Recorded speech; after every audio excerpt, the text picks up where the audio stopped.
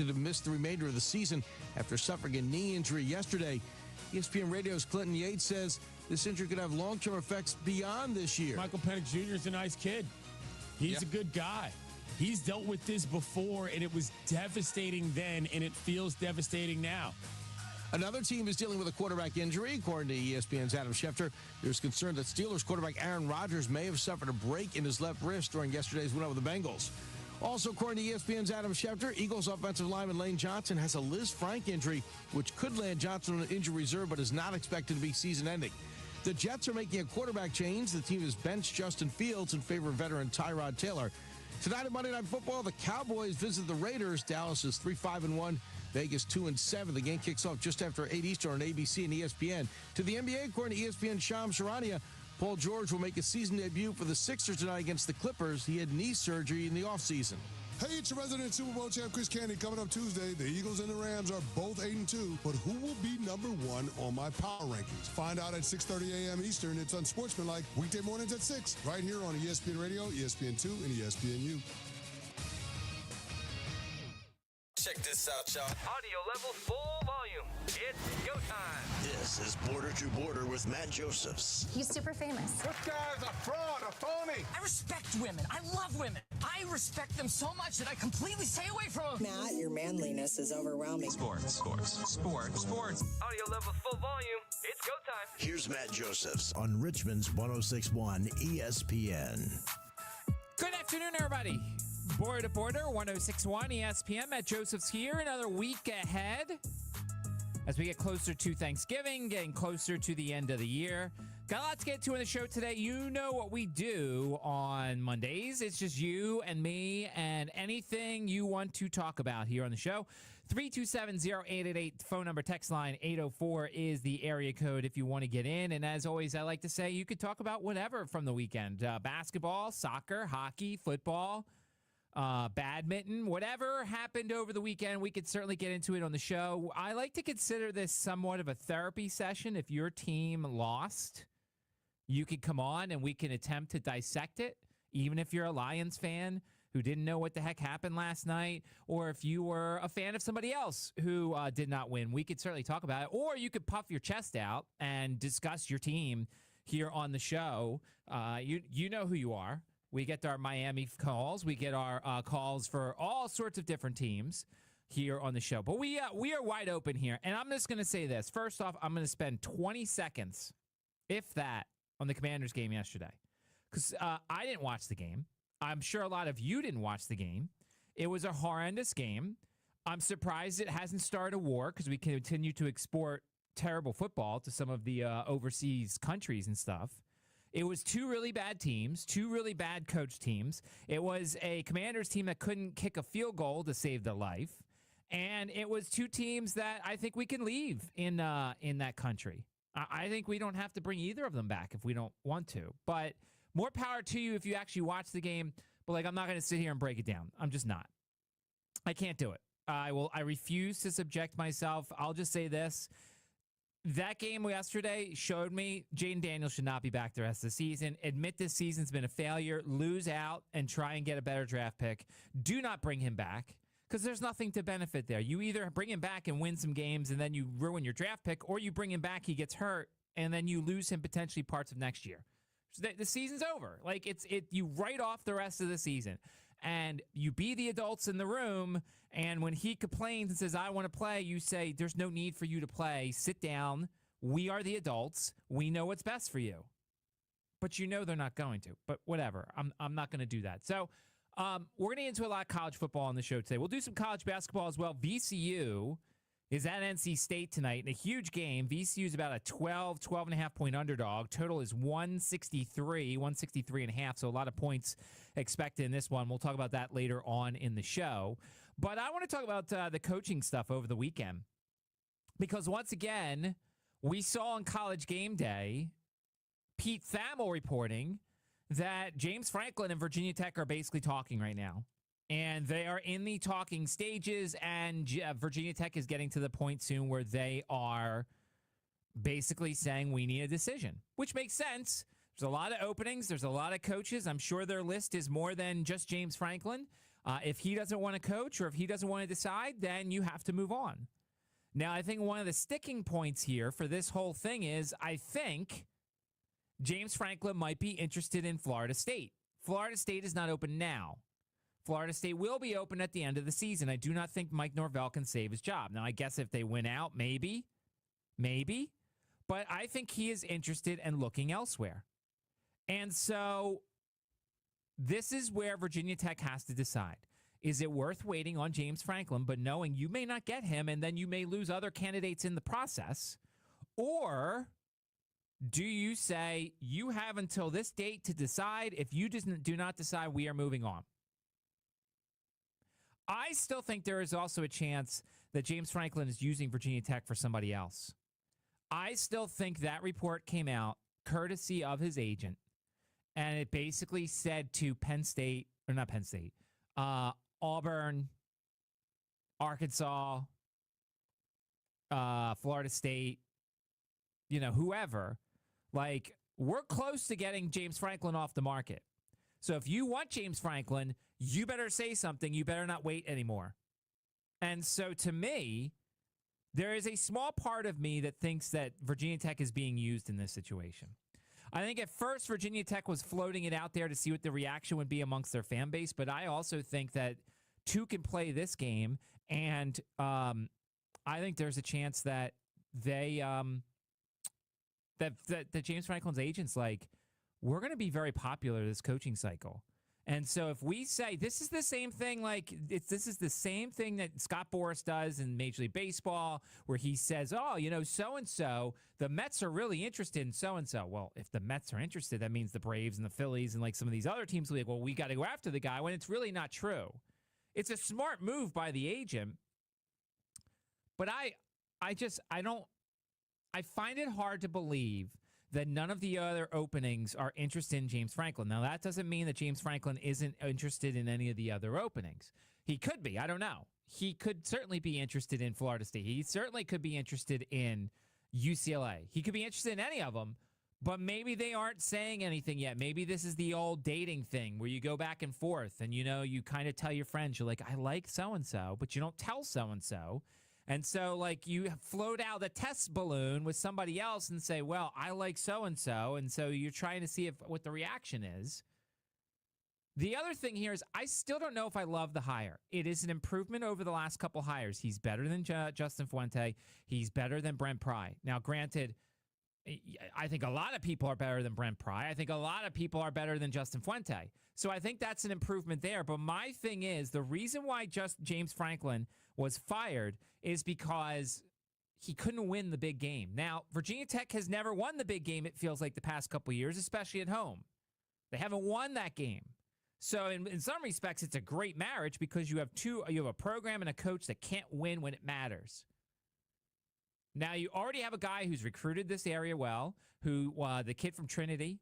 There's another kid, I think, from Penn State who is in this area too, who he recruited. So he recruits Virginia very well. That's great for Virginia Tech because as Virginia gets better, it's going to become harder and harder for Virginia Tech to recruit this area.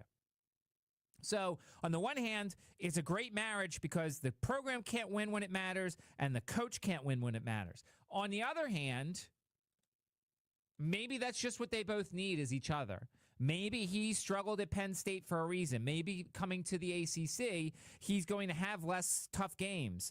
Who knows what's going to happen to Clemson? I don't think Clemson's going to be on a downfall completely, but there's less games like this. There's no Ohio State, Michigan, Indiana gauntlet waiting for you in the ACC. So maybe he comes here and it's okay. Maybe. I don't know. That's why I'm also slightly clouded by the fact that I despise Penn State and was happy James Franklin was there because he could never win the big game. So there's a lot of thoughts and emotions going through. My overarching thought is I think they're talking. I think the agent floated this out here to hurry other schools and hurry other programs and maybe hurry Florida State. Maybe he went to Florida State and behind the scenes and said, we want to come to Florida State. Do you want him? If you fire Mike Norvell, do you want James Franklin? What is your contract offer? And then he sits there and says, all right, Florida State's offering this.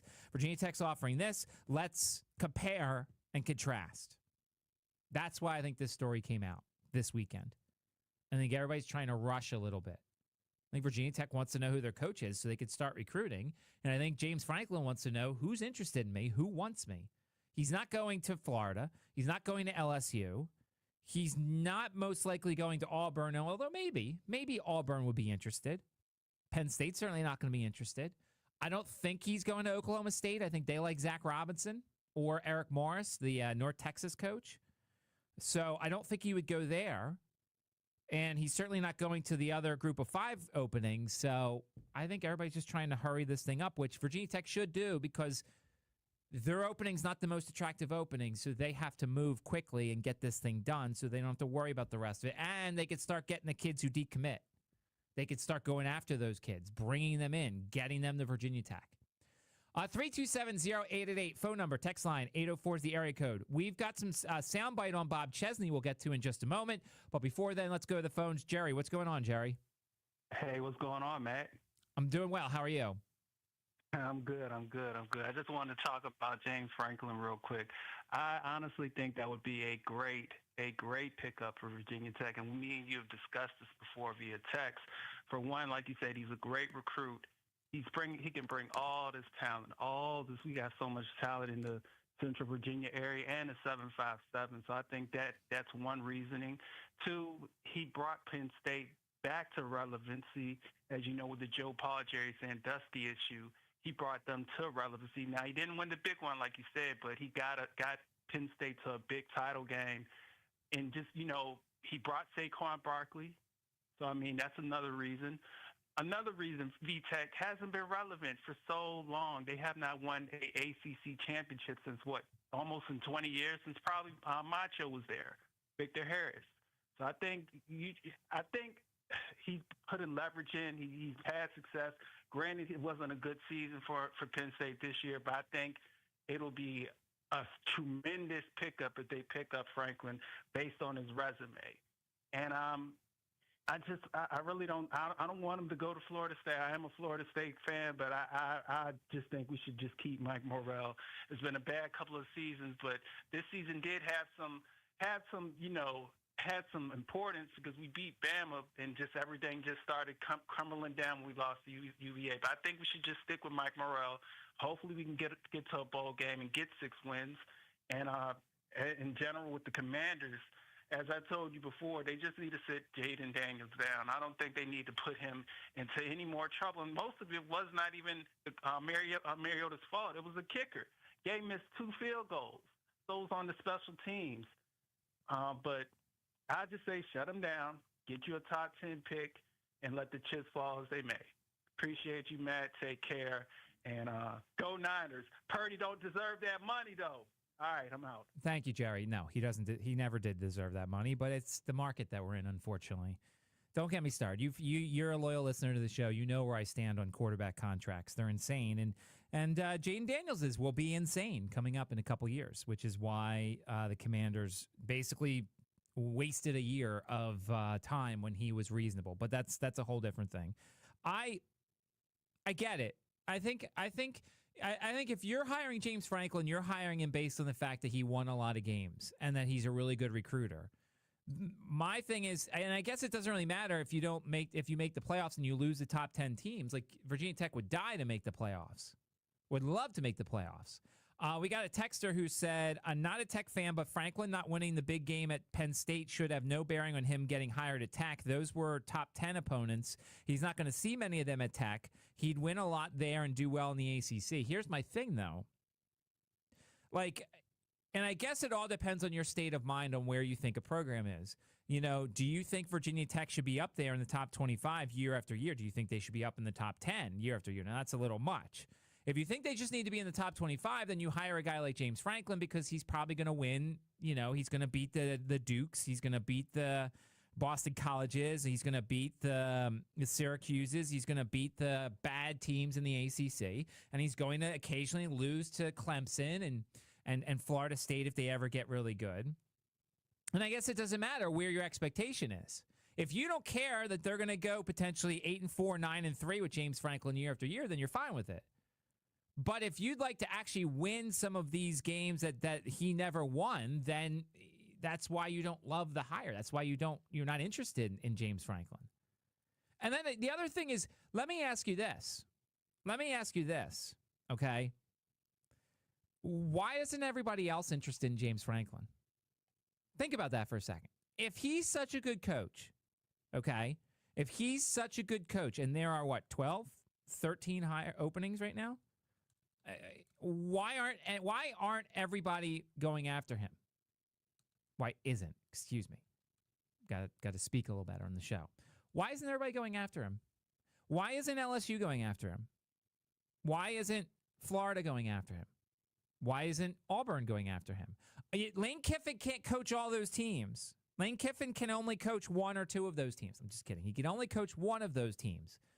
But if James Franklin has such a nice resume, why isn't he the number one guy everywhere? Why? That's my question. Because everybody sees him as the guy that was at Penn State and never won a large game. Now, in the SEC, every game's a large game because it feels like every team's in the top 25. So maybe that's why. But if he's not good enough to go to LSU or Florida, why is he good enough for Virginia Tech? Now, I know we can't go off of what everybody else thinks, but remember, football is of the highest regard in the SEC. Football is number one in the SEC. And you want the best at it. And they all just can't shuffle around. Like Lane Kiffin can't go from Florida to this, to this, to this. Brian Kelly, all these guys, they can't just go and stay in the SEC. And contrary to what the odds say, Nick Saban's not coaching LSU.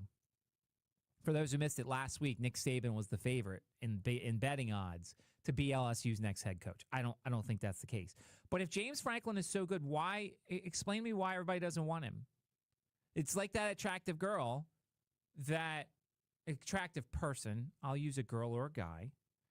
It's like that attractive person that nobody's really interested in. It's because there's a flaw there that you're not interested in, whether it's a personality flaw, whether it's, I don't know, they snore when they sleep, whatever it is. But if you see somebody and they're the darling of the ball and no one's dancing with them, why is that the case? So that's my question to you to think about. Why, and you can answer this, why is Florida not interested? Why is LSU not interested? You got Power 5 experience, Power 4 experience, coached in the Big Ten, coached in massive games, made the playoffs, has a very good resume outside of those things, can recruit very well. Why is he not the interest of the other schools? Why are they not even interviewing him? Why? That's just my other thing. That's just my pause. Why is he not more popular? The other name that we're hearing a lot of is Bob Chesney. And on Saturday, there was a college, CBS Sports Network college, I guess it was a pregame show. And so they were talking about the James Franklin news. And then another name came up. Let's take a listen. This is Rick Neuheisel on the CBS Sports Network pregame show. There has been news today about Virginia Tech and James Franklin talking a little bit more officially. But this is pretty wild. It's really wild. I'm hearing Bob Chesney from James Madison at UCLA. He's got to make a decision. But with Mike Elko re-upping with Texas A&M, which is being reported, it seems like Penn State still got a spot. And Chesney's from the state of Pennsylvania, so maybe he's waiting for something a little bit closer to home. So of the list of job openings, UCLA is one of the least that I would have thought about for Bob Chesney. He has no ties to the West Coast. None. Zero. He has no ties to the West Coast. And if I was to say which of these names, and once again, I'm not saying he is, but if you gave me the list of openings and said which one would Bob Chesney fit the most, it would be Penn State. It would be Penn State. Now, granted, that is a huge leap. Going from JMU, going from FCS to JMU, and in 2 years at JMU, jumping up to Penn State. That's a large leap. That is a huge jump, to say the least. And I don't think. Let me see if I can word this properly. I think Bob Chesney's next leap is to a lower program in the Power 4, like a Vanderbilt. It's not open, but like a. The Cignetti thing, like if you think about what Indiana was before Cignetti got there, Indiana was irrelevant, essentially. Indiana was irrelevant as a football program, and he made them relevant. Cignetti didn't jump from James Madison to Ohio State or Michigan. He didn't make that jump. He didn't jump to Penn State. He jumped to a relatively irrelevant Indiana that had basketball hiding the football program. And guess what? He started winning at Indiana, and he made millions and millions and millions of dollars. So of all the names, like Virginia Tech makes sense for Bob Chesney. He knows this area. He's recruited the area. That's the whole James Franklin, whatever. That's that domino. I mean, I guess maybe you could say Auburn, maybe, but like Auburn's a decent jump. Like there's no, I just, other than Penn State, I wouldn't think Bob Chesney would leave for anybody else. I wouldn't think he would leave for UCLA at all. Like, what is UCLA paying their head coach? What is UCLA spending in terms of NIL on football? They're not. Remember, Duke spent, what, $4 million on Darian Mensah? That's unheard of for a basketball program to spend that much money on a football program. Deshaun Foster made $3 million with a $100,000 increase for each subsequent year. His buyout was 70% of his remaining salary if they fired him before December 1st and 60% if they did so after. So he got 70% of his remaining salary.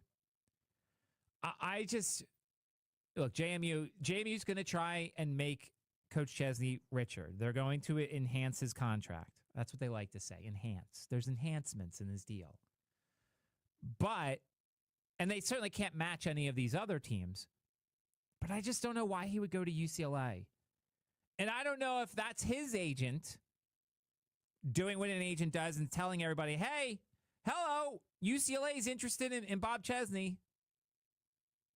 I can't imagine, like, that's the case. I can't. I can't imagine he would leave for UCLA. I just can't. Now, look, you know what would be an interesting one is Florida State for Bob Chesney.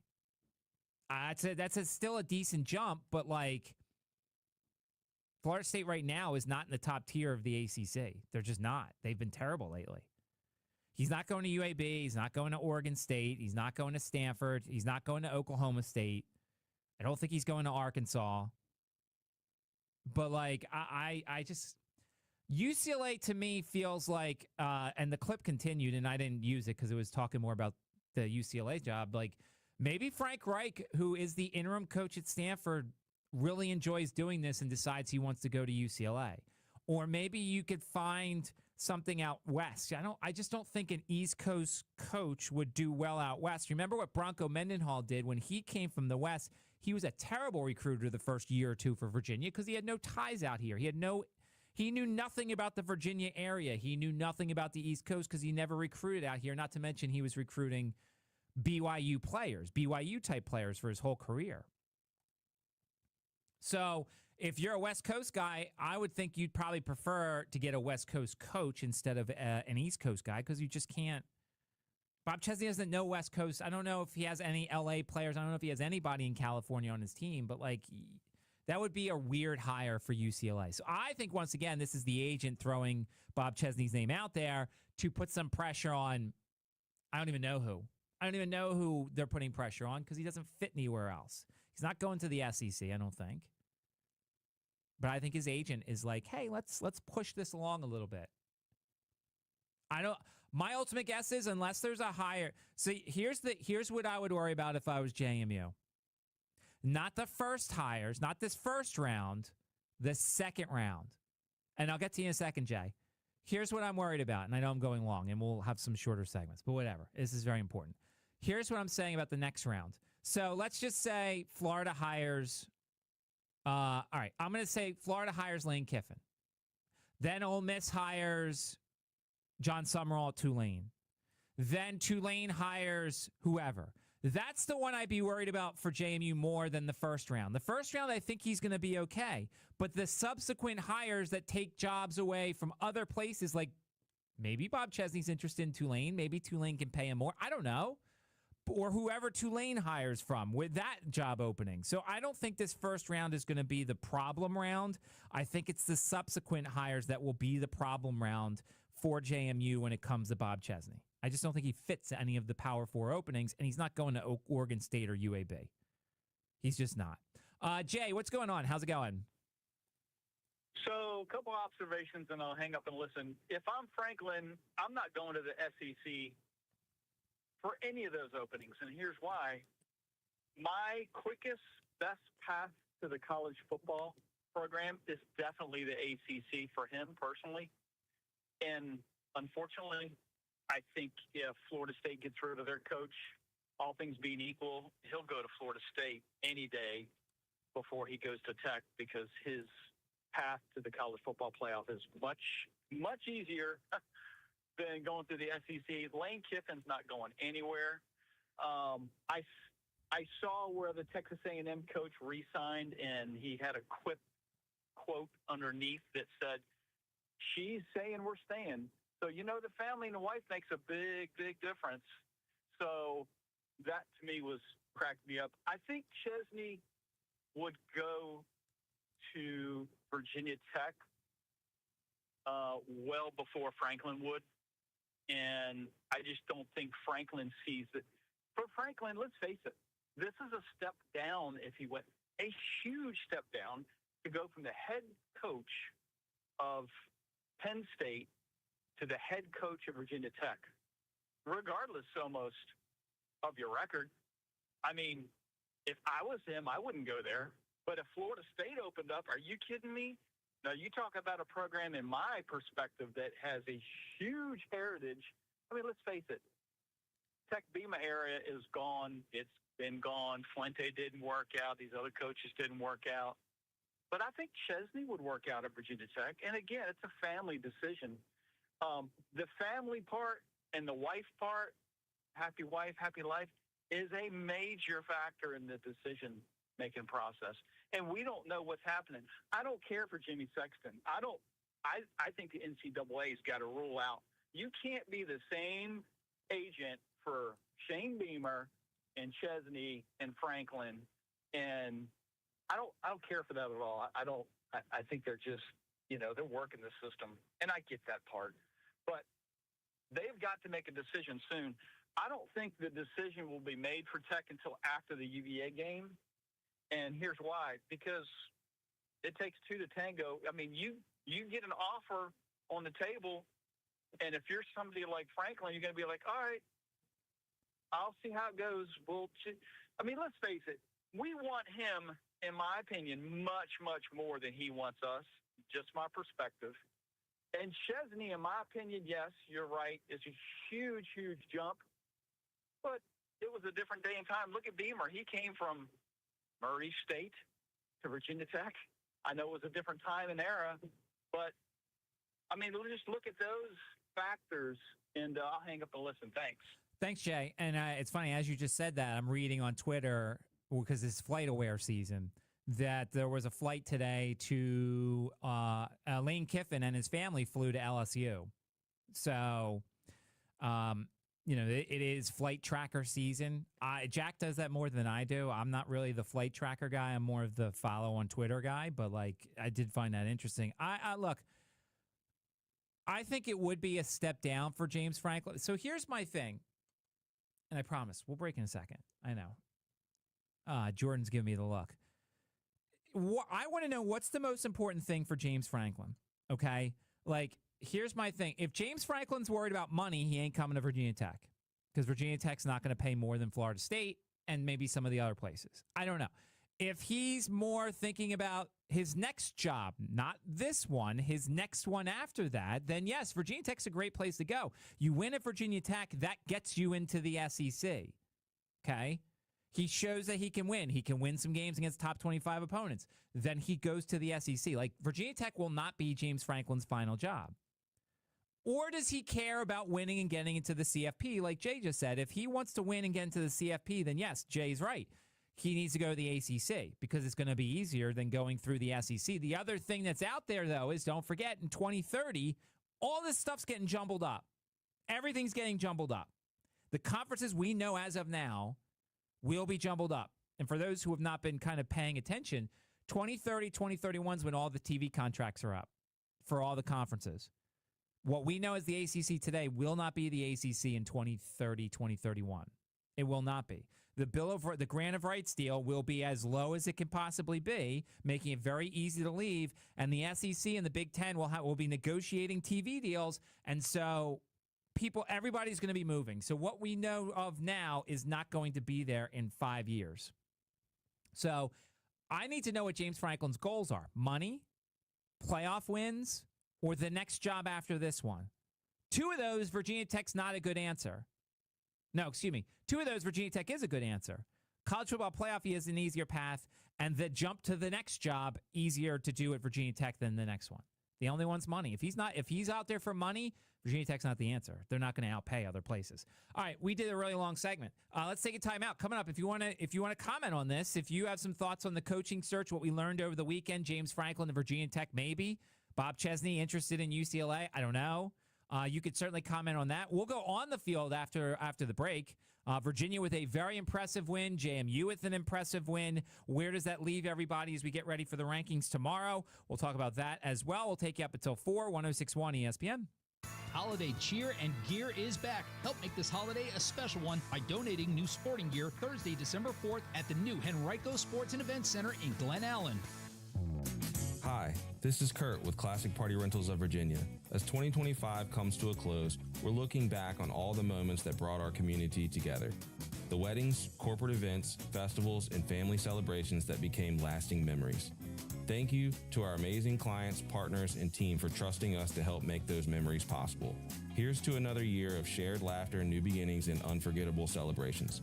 From all of us at Classic Party Rentals of Virginia, thank you for celebrating with us. With Progressive's collision coverage, my family gets up to $1,000 for vet bills if I'm injured in a car accident. And that makes this Chihuahua really feel like part of the family. What's that? I don't sound like a Chihuahua? Oh, I'm sorry. What exactly am I supposed to sound like? I guess all Chihuahuas are high-strung, riding around in expensive designer purses. Actually, I prefer riding in cars. So I appreciate that my family protects me with Progressive's pet collision coverage. Okay, maybe I am a little high-strung. Progressive Casualty Insurance Company and Affiliates. Not available in all states. Coverage for dogs and cats is included with the purchase of collision coverage and is subject to policy terms. This holiday season, Rachel will get Anna a fabulous faux fur coat.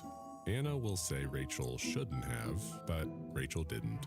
Because Rachel will only have to spend $75 on a coat Anna thinks costs $200. But then again, it's what she thought that counts. Yes, JCPenney. Higher price $200 reflects comparable national brand. $75 Anna faux fur jacket reg $108. Valid through 12/24. See store or jcp.com for details. Celebrate the Richmond region's most inspirational sports stories at the RVA Sports Awards, Saturday, January 31st at the Altria Theater. Reserve your tickets now at visitrichmondva.com. Illuminate Light Show, Virginia's largest, longest-running, and most affordable drive-through light and music show, is back and bigger than ever.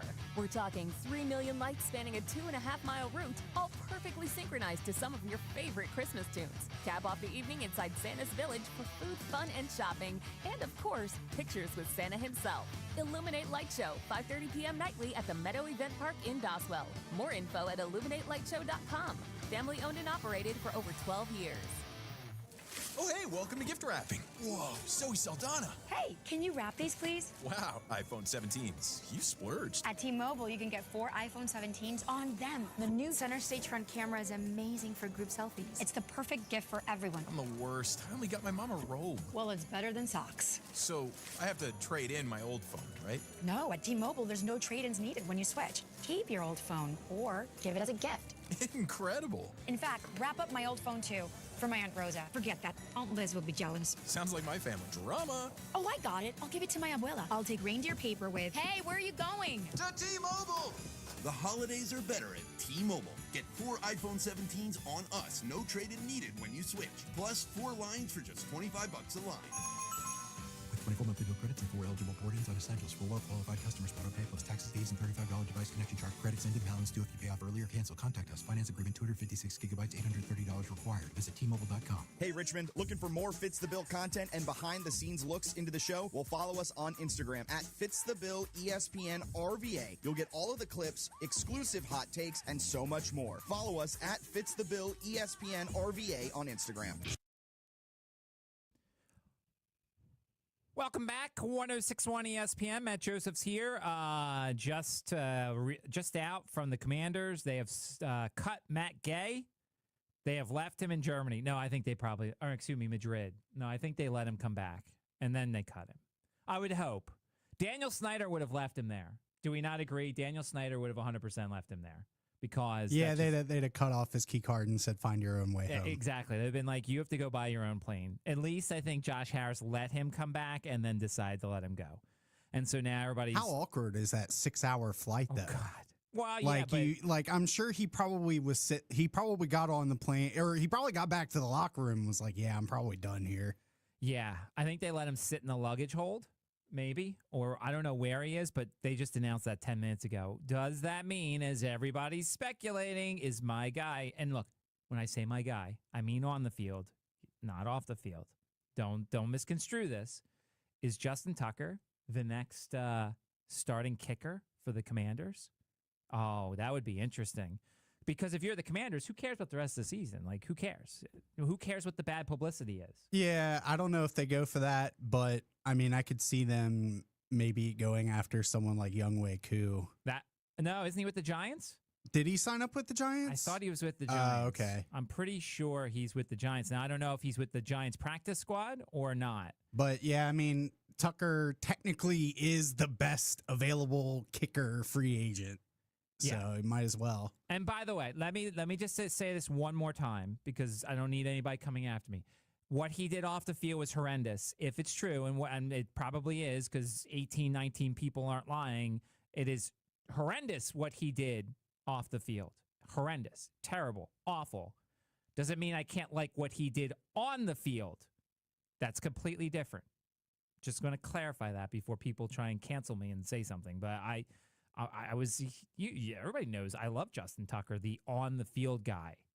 The off-the-field guy I used to like, and now I've found out he's a terrible person. So I'm just trying to tell everybody to not try and cancel me because I don't approve of what he did at all. At all. 1,000%. All right, so over the weekend we saw, look, I have to give credit to Virginia. I said that Virginia was going to struggle potentially. Now, look, once Chandler Morris was announced for the lineup, I thought that was better. Their offense looked fantastic. Their whole team looked fantastic. They did everything they were supposed to against a defense that was just, I just couldn't be more disappointed in Duke. They played like they were the basketball team in a huge game. They couldn't run. They couldn't pass. The turnovers were bad. They couldn't stop Virginia. It was a brutal game for Duke. But Virginia did what they were supposed to, and now Virginia's in a very good spot. And so if you look at the ACC standings now, they are tied with Georgia Tech at 6-1. Georgia Tech's final game is at home against Pittsburgh. Well, Pittsburgh. Remember when Coach Narduzzi said last week, we don't care if we lose by 100 to Notre Dame? Yeah, clearly that they showed that on the field. So they play Pittsburgh. Virginia is at home against Virginia Tech. If both of them win, that's it. That's it. Then you've got Pittsburgh. Pittsburgh has at Georgia Tech and Miami. They're probably going to get a loss there, which means they're probably not going to make the championship.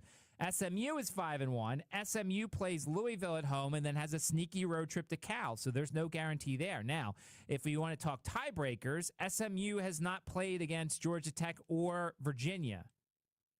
And this is where I have to pull out an abacus, count on my fingers, all this stuff. This is where I have to, take my shoes off and count on the toes and everything because I don't know what the ACC tiebreaker is amongst three different teams. I don't know. None of them played each other. So, I don't know. Do we have a Royal Rumble? That would be cool. Fatal three-way, right? I think that's what they call it in WWE standards. If Virginia loses, that opens the door for a whole bunch of teams because Miami has 2 losses. Duke has 2 losses.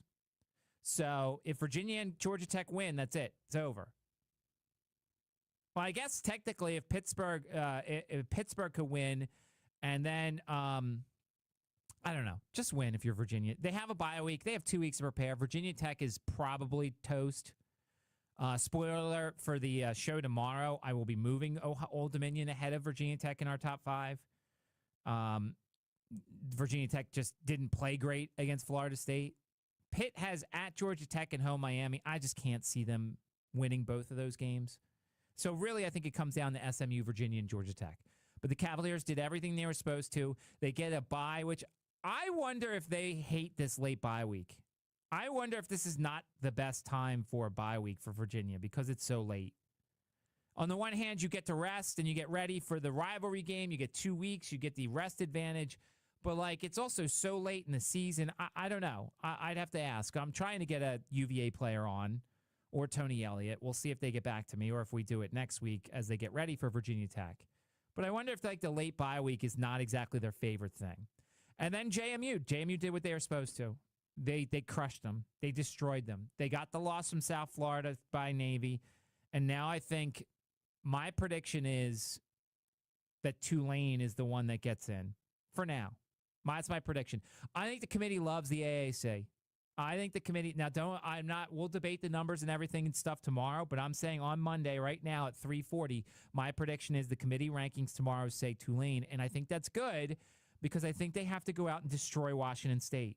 They have to go out and destroy Washington State. This is the rare time when there could be a data point because Washington State played North Texas and lost 59-10. And those stupid North Texas fans who won't shut up about their program, which is good for once, they have a point. JMU has to match it or do something similar to that against Washington State on Saturday.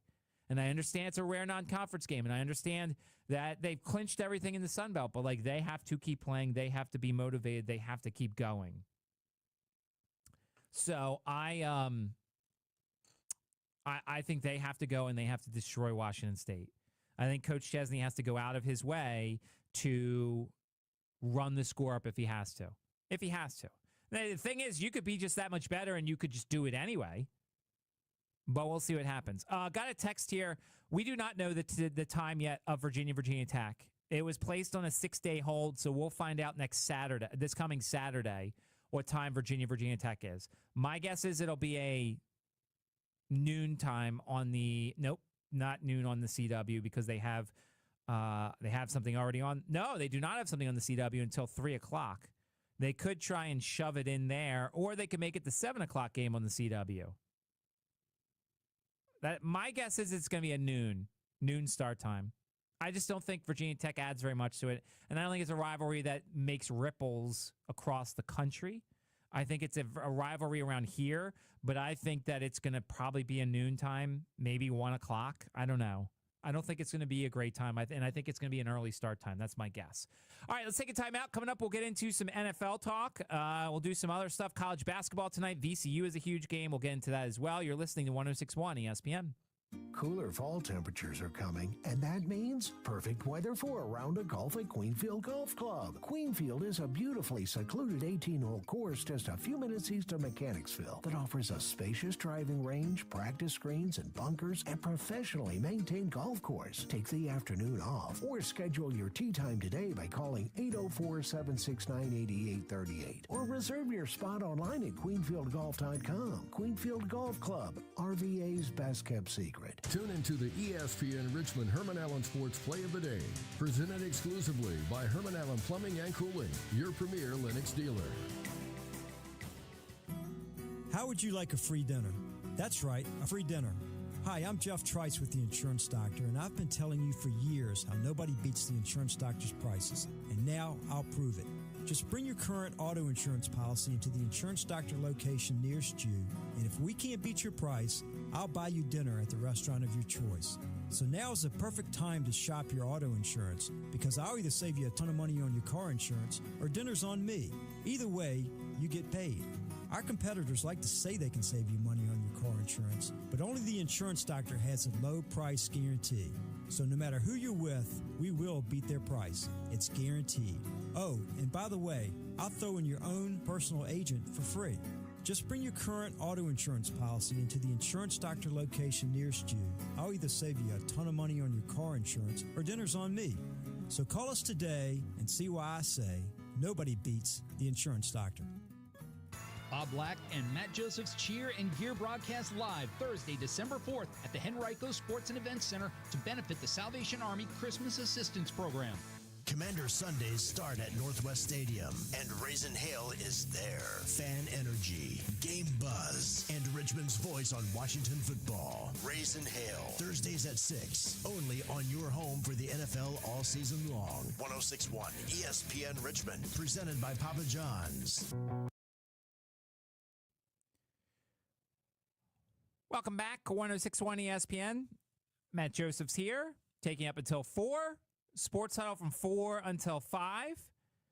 I'll get Bob's thoughts on a lot of what happened over the weekend. We'll talk about all sorts of different stuff coming up then, and then he'll be on from 5 until 6, the Sports Huddle.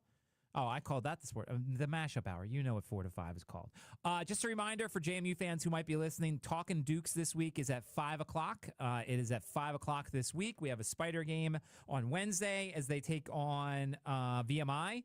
So we will be doing Talkin' Dukes from 5 until 6. If you ever miss an interview or ever miss the show, go to our website, espnrichmond.com. Download the app 106.1 ESPN or go to the Apple Podcast Store. Download, rate, and subscribe.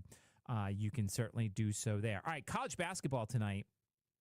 As I look at my clever calendar here, good, see?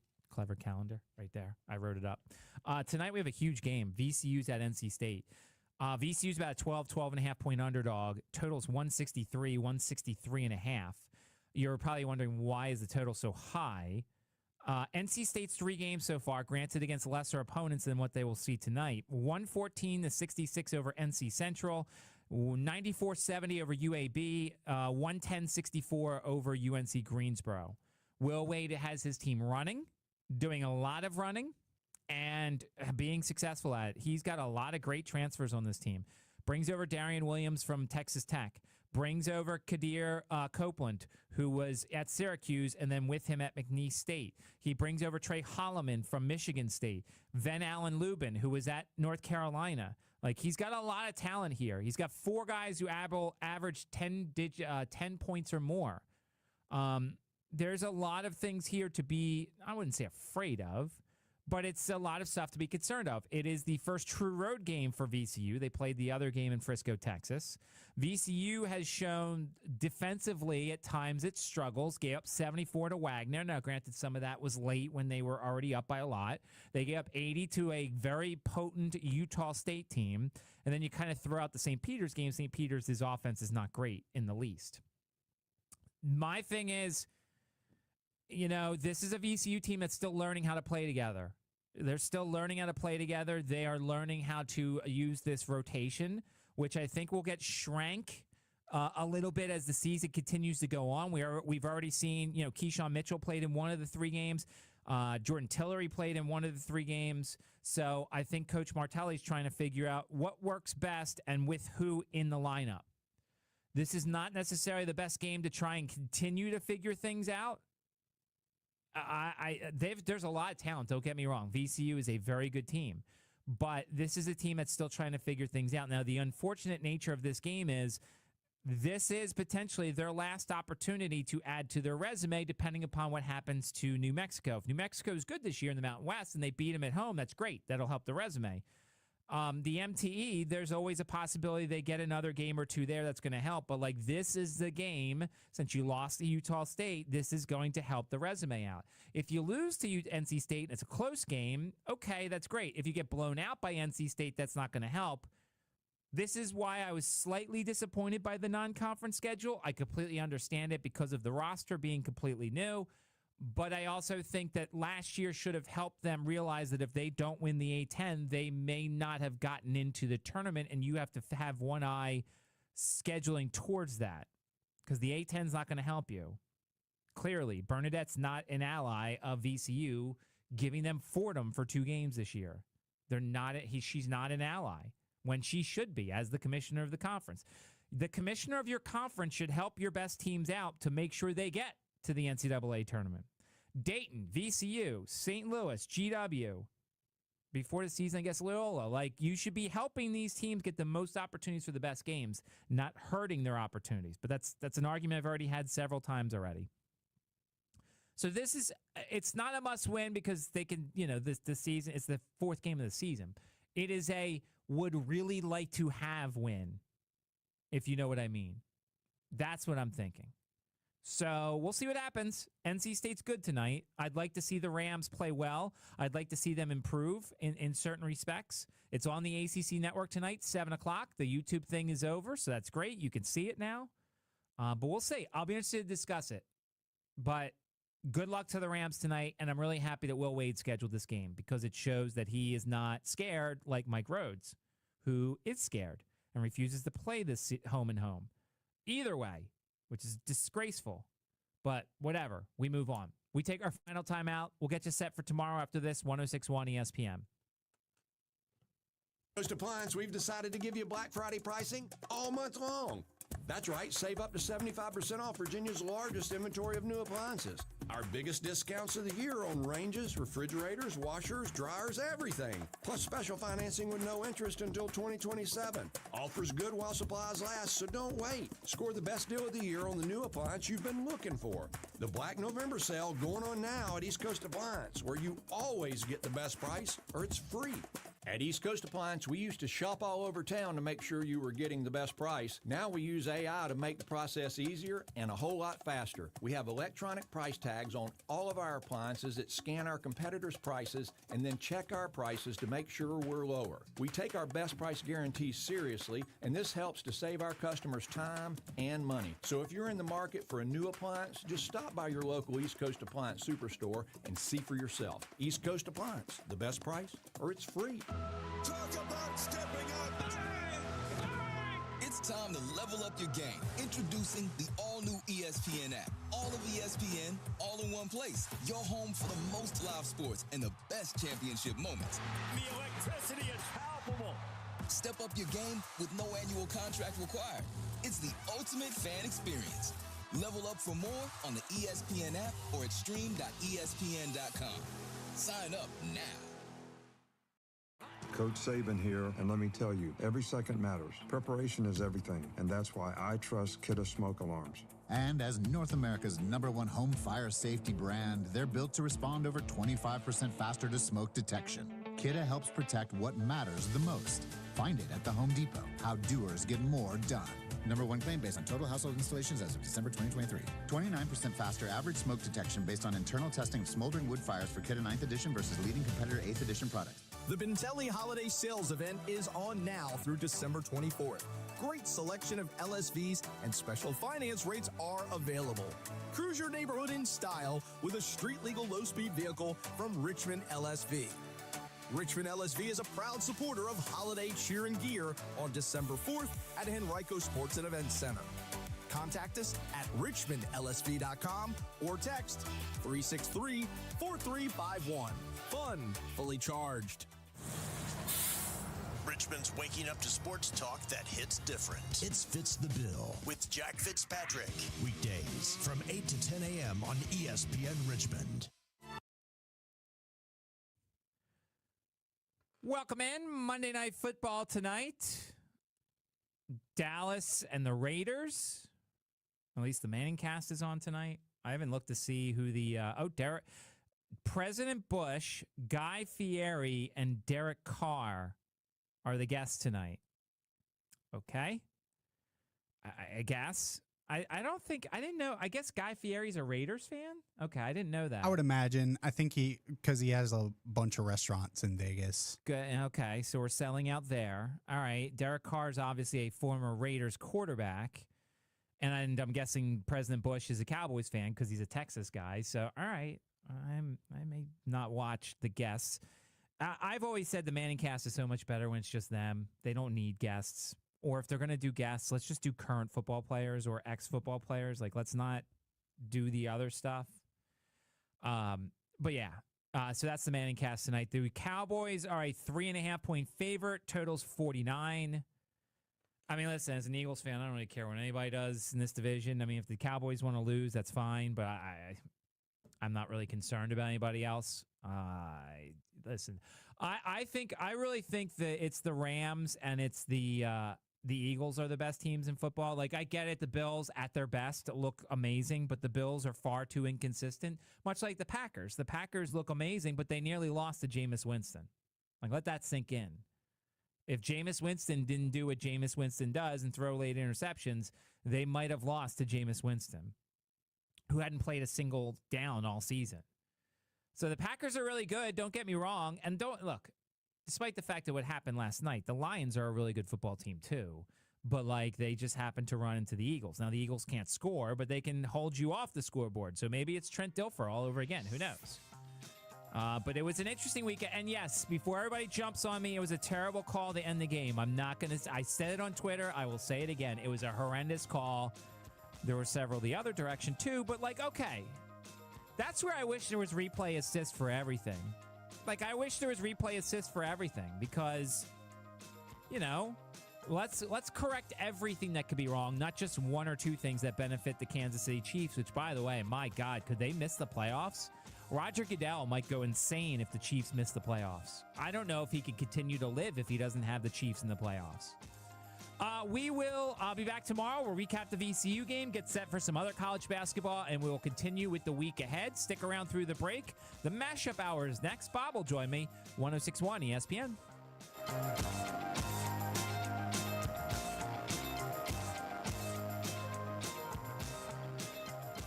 Richmond LSV is a proud supporter of Holiday Cheer and Gear on December 4th at Henrico Sports and Events Center. RichmondLSV.com. Fun, fully charged. Holiday Cheer and Gear is back. Join the staff at ESPN Richmond December 4th at the Henrico Sports and Events Center in Glen Allen as we broadcast live accepting new sports equipment to be distributed during the holiday season by the Salvation Army Christmas Assistance Program. Presented by the Henrico Sports and Entertainment Authority. Help make this holiday a special one by donating new footballs, volleyballs, tennis rackets, any sports gear for kids ages 10 through 16 years old. Details online at espnrichmond.com or henricosea.com. Illuminate Light Show, Virginia's largest, longest-running, and most affordable drive-through light and music show, is back and bigger than ever. We're talking 3 million lights spanning a 2.5-mile route, all perfectly synchronized to some of your favorite Christmas tunes. Cap off the evening inside Santa's Village for food, fun, and shopping, and of course, pictures with Santa himself. Illuminate Light Show, 5:30 p.m. nightly at the Meadow Event Park in Doswell. More info at illuminatelightshow.com. Family owned and operated for over 12 years. This is Holly Robinson Pete for Eggland's Best. Eggs are a staple in our diet, and there's only one egg with more delicious, farm-fresh taste plus superior nutrition. Eggland's Best. With more vitamins, including 6 times more vitamin D and 10 times more vitamin E, plus 25% less saturated fat than ordinary eggs. Available in so many delicious varieties, classic, cage-free, and organic. Eggland's Best. Better taste, better nutrition, better eggs. I'm Ed Evans, CEO of Consumer Cellular. Ever wonder why Big Wireless wants you on an unlimited plan? They probably want you to cover the cost of those 20-somethings using all that data every month. But most people 50 and up like me only use 12 gigs or less. Don't get bamboozled by Big Wireless. Switch to Consumer Cellular. Our plans start at just $20, and we use the same towers as the big guys. Join the millions who choose something better, because if you're not using all that data, you're probably getting used. Call 1-888-FREEDOM or visit consumercellular.com/facts. Plans include $5 credit for auto pay and e-billing. See site for additional facts. The RVA Sports Awards are back. Celebrate our sports community by nominating a coach, athlete, or local leader who inspired you and showcases the true RVA spirit. Nominations are now open for Athlete of the Year, Team of the Year, Coach of the Year, as well as Most Inspirational Moment in 2025. The 5th Annual RVA Sports Awards will be held Saturday, January 31st at the Altria Theater, hosted by 2-time Olympic gold medalist and soccer legend Brianna Curry. Reserve your tickets today online at visitrichmondva.com. This is advertising material. Past results do not guarantee future outcomes. Every case is different. Philip George's licensed attorney in Virginia is responsible for legal work. Office located at 500 East Main Street, Suite 1600-113, Norfolk, Virginia 235. Have other law firms turned your case down? Maybe they didn't think you had a case. Maybe they just didn't want to spend the money to investigate. Truth is, some firms don't have the resources to fund a big fight. Alexander Chenara Trial Attorneys. We won't back down. We investigate, we fund, and it won't cost you a dime until we win. 877-222-6666 or go to Chenara.com. Alexander Chenara Trial Attorneys. We don't settle, we win. This is advertising material. We all hear the radio ads about the IRS. They tell you to be afraid, to be scared, and they try to frighten you into calling. I'm not here to do that. Tax Relief Advocates is different. TRA is here to tell you that if you owe money to the IRS, whether it's $5,000, $50,000, or $500,000, we have a solution. It doesn't matter if you're sitting in your car, at work, or with your kids. No matter where you are, call now. 800-575-1783. Don't lose hope. TRA can eliminate or reduce what you owe to the IRS. Generous programs are now available that can give you a fresh start. Our passion is taxes and helping individuals fix their IRS problems. We have over 1,000 5-star reviews on Google and an A+ with the Better Business Bureau. You don't need to be afraid of the IRS any longer. End your tax nightmare today by visiting us online at TRA.com or call 800-575-1783. That's 800-575-1783. Tax Relief Advocates. Real solutions for real people. Must qualify for enrollment. Results may vary. From the ESPN studio, presented by Ortho Virginia. Find one of Ortho Virginia's orthopedic locations at orthovirginia.com. W291CL Lakeside Richmond. WURV HD2 Richmond. We are 106.1 ESPN. This is Sports Center. I'm Ed Bankman. We start with NFL injury news. In Atlanta, the Falcons may be without quarterback Michael Penix Jr. for the rest of the season, according to ESPN's Adam Schefter. The second-year quarterback is expected to be out the remainder of the year after suffering a knee injury. Another team dealing with a quarterback injury is Pittsburgh, according to ESPN's Adam Schefter. There is concern Steelers quarterback Aaron Rodgers may have suffered a break in his left wrist. Also, according to ESPN's Adam Schefter, Eagles offensive lineman Lane Johnson has a Liz Frank injury, which could land him on injury reserve. Meanwhile, the Texans are waiting to see if quarterback C.J. Stroud will be able to clear concussion protocol. Coach D'Amico Ryan says they need to make sure Stroud is ready before they put him back on the field. We're hopeful for C.J. to get back healthy. That's the first thing and the most important thing. And for me, in my spot, I just have to deal with it based on when they pass the steps they need to pass. And if they are available, then being able to see them on the field. The Texans have a quick turnaround with a Thursday night home game against Buffalo. The Jets have benched Justin Fields in favor of veteran Tyrod Taylor. 49ers kicker Eddie Pinheiro has a hamstring injury. He is week to week. Monday Night Football tonight, the Cowboys visit the Raiders in Vegas. Hey, it's your resident Super Bowl champ, Chris Candy. Coming up Tuesday, the Eagles and the Rams are both 8-2. But who will be number one on my power rankings? Find out at 6:30 a.m. Eastern. It's on Sports Tonight, weekday mornings at 6. Right here on ESPN Radio, ESPN2, and ESPNU. Check this out, y'all. Audio level full volume. It's go time. Live from the capital of the Commonwealth.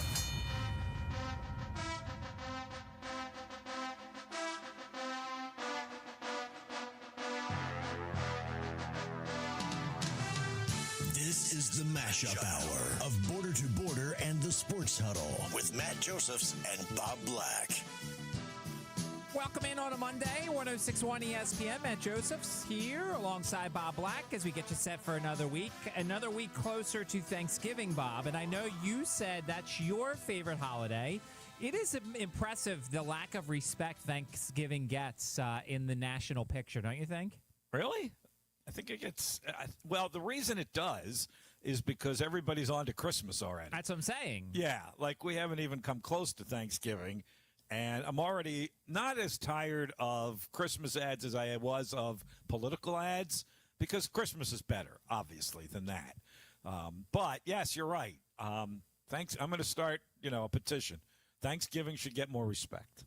Yeah, I'm just saying it's crazy because there's we go right from Halloween to all right, everybody get ready for Black Friday and Christmas and that's it. And then it's like, well, there's this other holiday that we celebrate and there's a giant turkey involved and no one ever pays attention to it. And it's no longer just Black Friday anymore. Now it's like Black Friday week and it's early Black Friday sales the week before the week of Black Friday. So it's all just kind of meshed together, but yes, there is a turkey involved and stuffing and pumpkin pie and all the good stuff. And I love Thanksgiving for the food, the family, the friends, and the football. You don't have to worry about any presents. There's no pressure on what to get somebody. It's a pretty chill, relaxing kind of holiday, if you ask me. I agree. I 100% agree. Real quick, we just got a little bit of breaking news. The Commanders game in Week 13 will not be flexed out of Sunday Night Football. So after the bye week, Bob, Sunday Night Football for Marcus Mariota and the Commanders. Well, Sunday morning football didn't go so good for them. We'll see what Sunday Night Football can do for them. I had a long day of football watching yesterday, Matt, because it really was virtually from sun up past sundown, because I did sit and watch a good portion, not all, of the Commanders-Dolphins game. I'll give you a little spoiler alert and a foreshadowing of what's to come in the Sports Huddle hour, where we do the Herman Allen Sports Play of the Week. It's coming from the Commanders-Dolphins game, but it's coming for a different reason. And I'll leave it at that till we get into the 5 o'clock hour. Other than to say, I didn't watch the whole game because I went on a walk, and while I was walking, I listened to it, and it was a fascinating listen on Sunday morning. That's coming up in the Herman Allen Sports Play of the Week in the 5 o'clock hour of the Sports Huddle. That said, I watched enough of it to see two terrible teams, two poorly coached teams. In my opinion, two teams that made bad strategic decisions along the way, and then finished it up by watching the Lions-Eagles game that took me all the way to midnight or so. And it's a hard game to watch, but as an Eagles fan, you're fortified because it's such a great defense and it will keep them in every game. But it's hard to watch that kind of football, especially when you're at the end of like a 12-hour-plus day of football viewing. But there was a lot that happened in between, and I think, Matt, a lot of people said this was the best NFL weekend of the year. Like the matchups indicated that this was going to give us our best game so far in 2025. All right, so we have other breaking news, way more important. Courtesy of Pete Thamel, it is a done deal.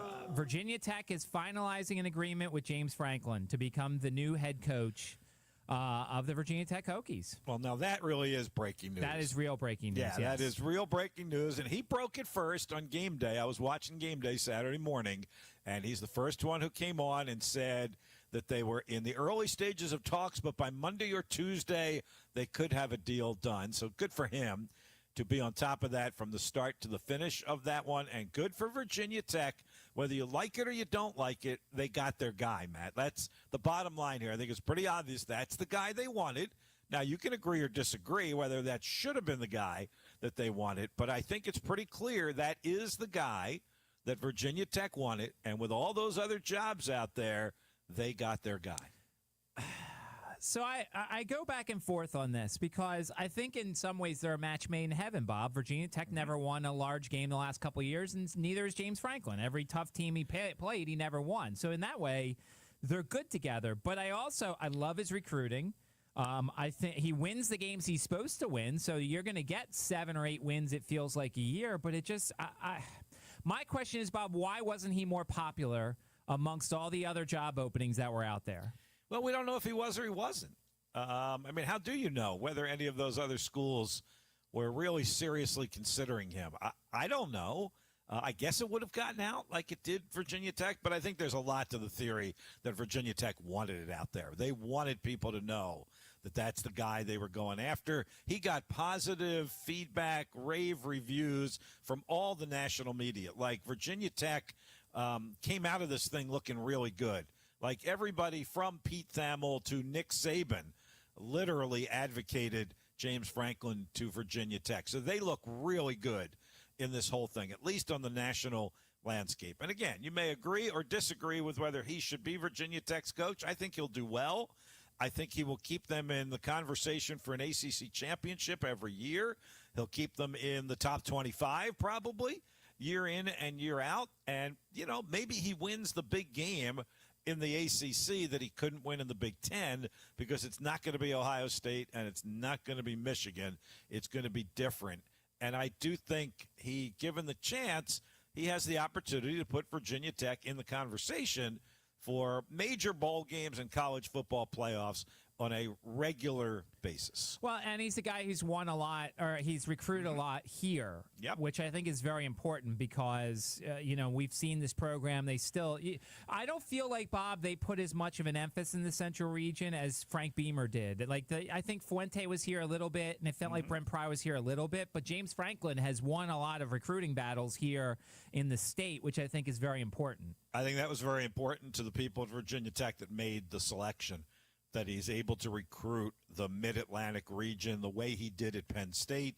He got very high marks, very high grades for the recruits that he got out of this area to Penn State, and I think that was very important to Virginia Tech, and I think it should be. I think they got to put that kind of geo-fence around this region and be a stronghold in recruiting here, and I think he brings that with him. So, and again, I think it was important for Virginia Tech to be out there in front of this. You've said that all along as well, and I think they were. And I do think it was important that the feedback they were getting, and it's probably why somebody leaked the news that James Franklin was under heavy consideration even a couple of weeks ago. We went through that whole day where we didn't talk anything but, oh, look at this, Virginia Tech, James Franklin. I think it was very important to them that they put that out there and that when they took the temperature of all of their demographic bases, whether that was fans, alums, former players, sports talk show radio, social media, that for the most part, it landed positive with James Franklin. Look, nobody's going to be perfect for any of these jobs, but I think Virginia Tech's going to feel good about this one. And let's remember, they are obviously going to give him the resources, i.e. the money, to be successful. Yeah. I don't know. He hasn't won an important game in a while. But like, you know what? If for Virginia Tech, they've got to take the next step. They've become irrelevant right now. So how do you get out of that? You go 8-4, you go 9-3. And then maybe if he stays, my thing is, how long does he stay, Bob, if he gets successful? Do you think he has a wandering eye to the SEC, or maybe he stays for 5, 6, 7 years? Yeah, I don't think you can necessarily, I don't want to say worry about it, because I think that's always a worry. It's the same with players. You don't know how long they're going to stay anymore at this point. I think you design the contract in such a way that you make it as solid, as airtight as you possibly can to keep him for the duration of a contract. And look, if he moves on to a good is happening at Virginia Tech. So I think they can't necessarily not worry about it. I think they just have to put some parameters in place to do the best they can to assure that he will be at Virginia Tech for multiple years. Yeah, I mean, that's the important thing. I mean, you really can't worry about the future too much. You have to kind of worry about the present. And because, look, Virginia is going to be consistently better, Bob, and if they're going to consistently spend more money, then Virginia Tech has to match that sort of thing, and maybe they've got the recruiter now who can match that sort of thing. And I'm sure their eyes have been on Virginia, or at least one eye has been on Virginia, because let's be honest, Virginia has done this really well. They have put themselves – look, man, if James Franklin puts Virginia Tech where Virginia is this year, everybody in Blacksburg is going to be happy. They're going to be happy with that. Virginia is in position to do the things that you were just talking about, that we talk about all the time this year. After 3, mediocre to bad seasons that preceded it, they've done what Virginia Tech now wants to do, and we both know Virginia has vastly increased its resources. The money coming in, whether it's been anonymous donors or whatever, has been terrific for them. And I mean, Virginia Tech people don't want to say that, but that's kind of the blueprint that they need to follow here. And they've already made the rumbling that they're putting the money into it. We went through that exercise a couple of months ago, and now they're putting a pretty high-level coach in charge of that. So I think they're in position to do what they want to do, whether that happens or not. Recruiting and game strategy and all of that will tell the story. But I think they've lined it up the way that they want to. We'll see. I think first things first, I want to see, how many guys he keeps, although maybe this roster is not exactly the greatest roster, so maybe he wants a lot of those guys to go, but I'll be interested to see what the reception is amongst the players towards James Franklin. Well, you've heard of Coach Prime and you've heard of Bill Belichick, and you know what they did at Colorado and North Carolina, and I'm sure there are plenty of other schools that I can't even think of at the moment that did the same thing, because that's just, what we've signed up for. Now, I imagine Kurt Cignetti did it to some degree at Indiana, and they just turn over the entire roster. So that wouldn't bother me. That wouldn't surprise me at this point. I mean, I just think, they didn't lose out on the guy that they were looking for because they dragged their heels. There was some worry about that. They didn't do that, and they obviously zeroed in on Franklin as their top choice. If there was another candidate that was a top choice, boy, they really kept that one secret, because none of us had that. Nobody else had a top choice for Virginia Tech like they did James Franklin. So I think all the fear and all the worry that because there were all these other big schools out there looking for coaches and Virginia Tech wasn't going to get the one they wanted. I'm not saying he's the best, but the one they wanted, that didn't happen. I think it's pretty clear they did get the one that they wanted. Yeah. Yes, they did. And then, you look at when they wanted Justin Fuente, they got Justin Fuente. So you give them credit for that. Now, granted, it didn't work out with Justin Fuente, but at least they got who they wanted. Yes. I think they did, right? I don't think there was another candidate. We talk about Bob Chesney all the time because he's right down the road. I don't know where he was in that whole thing, and I don't think anybody ever said, oh, he is the guy. He's the number one guy at Virginia Tech. I think it's been Franklin all along, even with all the other coaches fired and guys that were available. I think that's been the name that I truly believe Virginia Tech floated that name out there. Virginia Tech, somebody close to the program. They talked to Franklin's agent and said, hey, float his name out there for us. That'll help move this thing along. So I think that is what happened.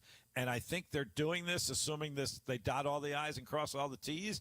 With 2-3 weeks left in the regular season, this is a perfect opportunity for him to get in there. He'll be there for, a couple of games for Virginia Tech. Not that he's going to coach or do any of that, certainly not.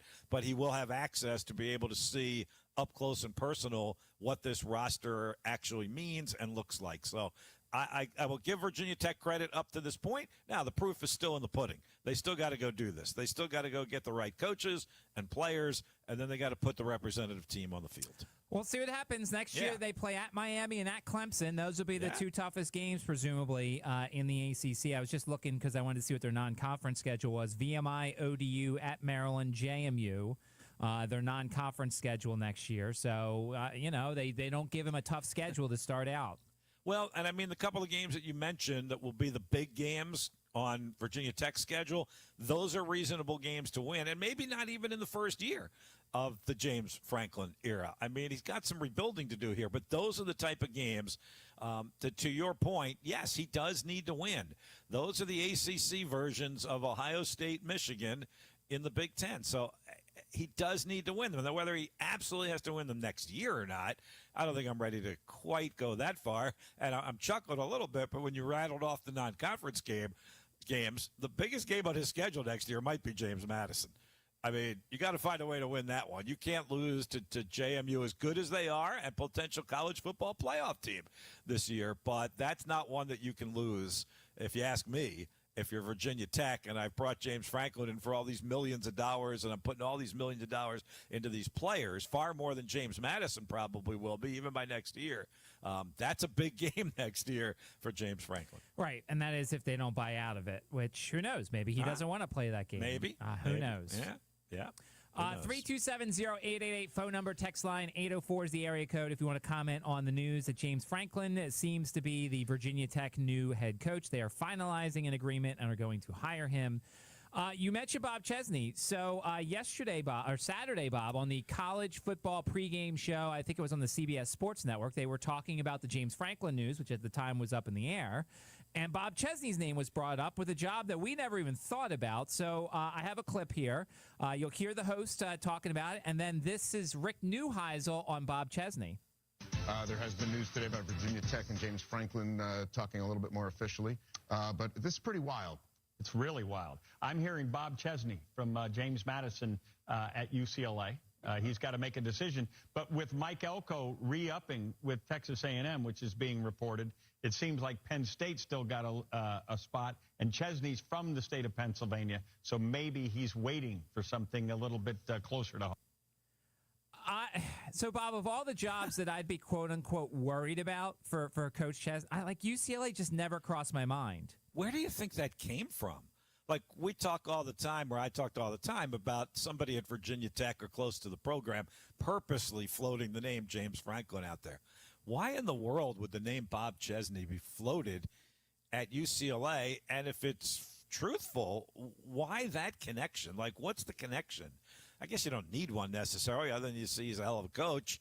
But that one seems so far-fetched to me. So my guess is it's his agent trying to push some people along. But the problem is I don't know who he's pushing along. He's not getting an SEC job. He's not getting the Penn State job. I don't think. Maybe they're pushing Penn State a little bit. But there's no job that I'm sitting here saying, oh, yeah, he's definitely good for that one. So I don't know why the agent would do that. That's the one I think they'd be pushing him for, or he would push for, is Penn State. He's an Eastern guy. He's a Northeastern guy, for that matter. So that's the one that maybe if they're floating UCLA out there, it's to shake up the people in Happy Valley. I don't know, Matt. I really don't. I mean, what do you think? Why UCLA, of all the jobs out there to float him out there for, whoever did it, and maybe it's true, that one just, I don't quite connect the dots on that one at all. See, so the openings are, it's Penn State, LSU. He's not going to LSU. Arkansas. I mean, maybe Arkansas. I don't know. UCLA, Oklahoma State, Stanford, Auburn, Florida, Oregon State, and UAB. Those are the ones open now. We know Florida State will be opened at the end of the year when they fire Mike Norvell.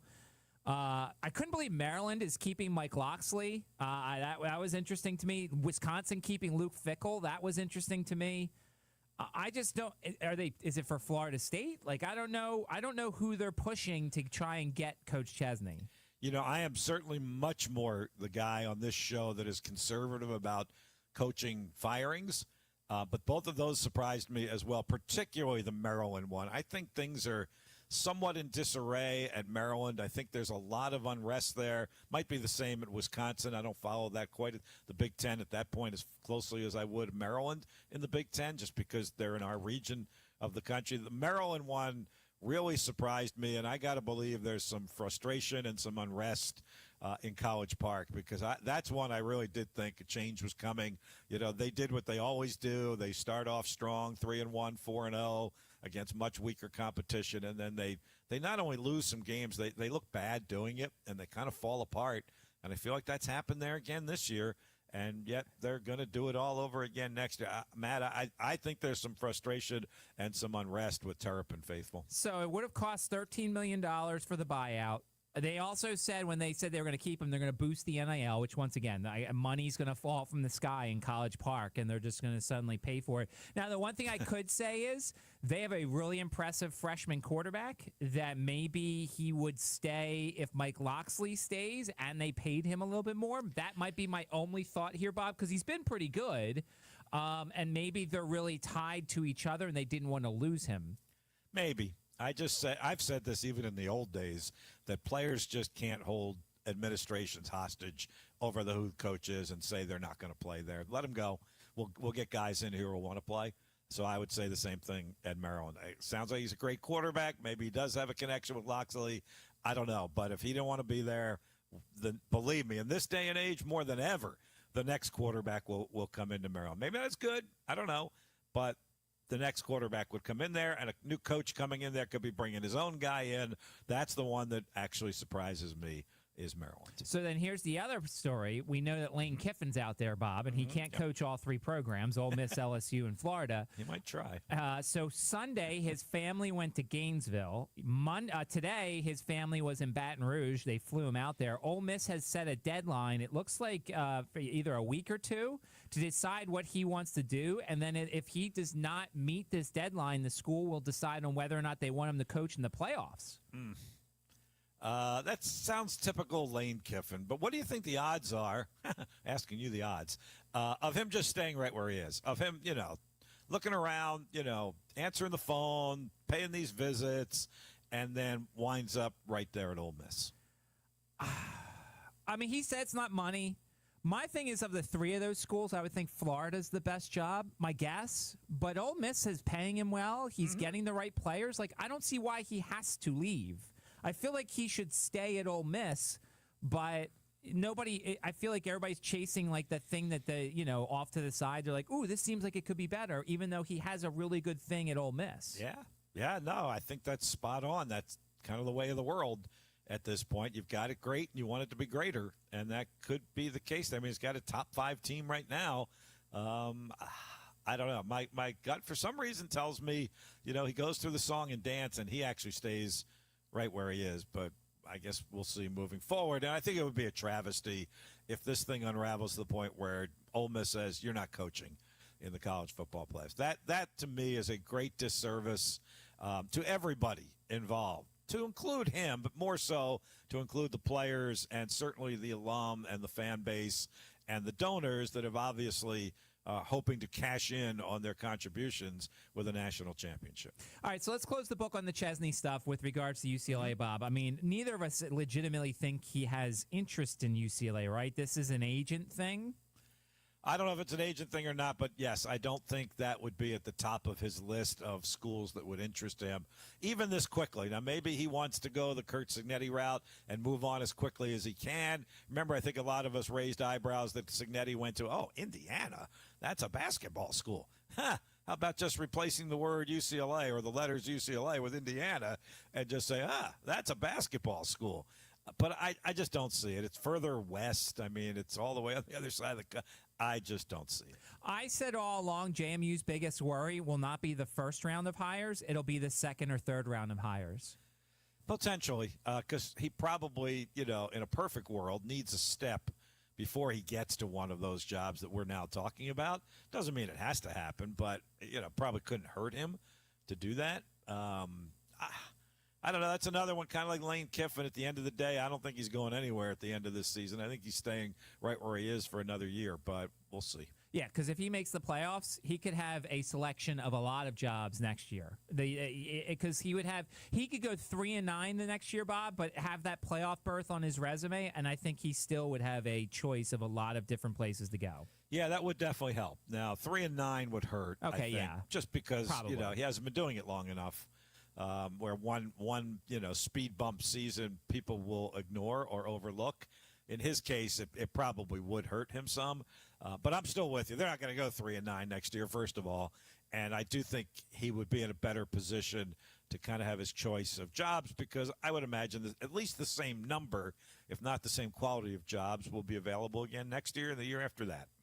327-0888, phone number, text line 804 is the area code. All right, let's take a timeout. We'll go on the field a little bit coming up. UVA with a win, JMU with a win, Tech an unfortunate loss. So we'll talk about that. We'll do some NFL. College basketball, a huge game tonight. VCU is at NC State. Thank you, Will Wade, for giving us an opportunity to watch this game tonight. So we'll get into that as well as we take you up until 5, 106.1 ESPN. Traffic reports on 106.1 ESPN Richmond, brought to you by Herman Allen Plumbing, Heating, and Cooling, a premier Lennox dealer. Online at HermanAllenPlumbing.com. Nothing Bun Cakes is all about bringing joy. We're your one-stop shop for all occasions and holiday celebrations. Stop by any one of our 5 Nothing Bun Cakes bakeries in the Richmond area or visit online at nothingbunCakes.com. The Bentelli Holiday Sales Event is on now through December 24th. Great selection of LSVs and special finance rates are available.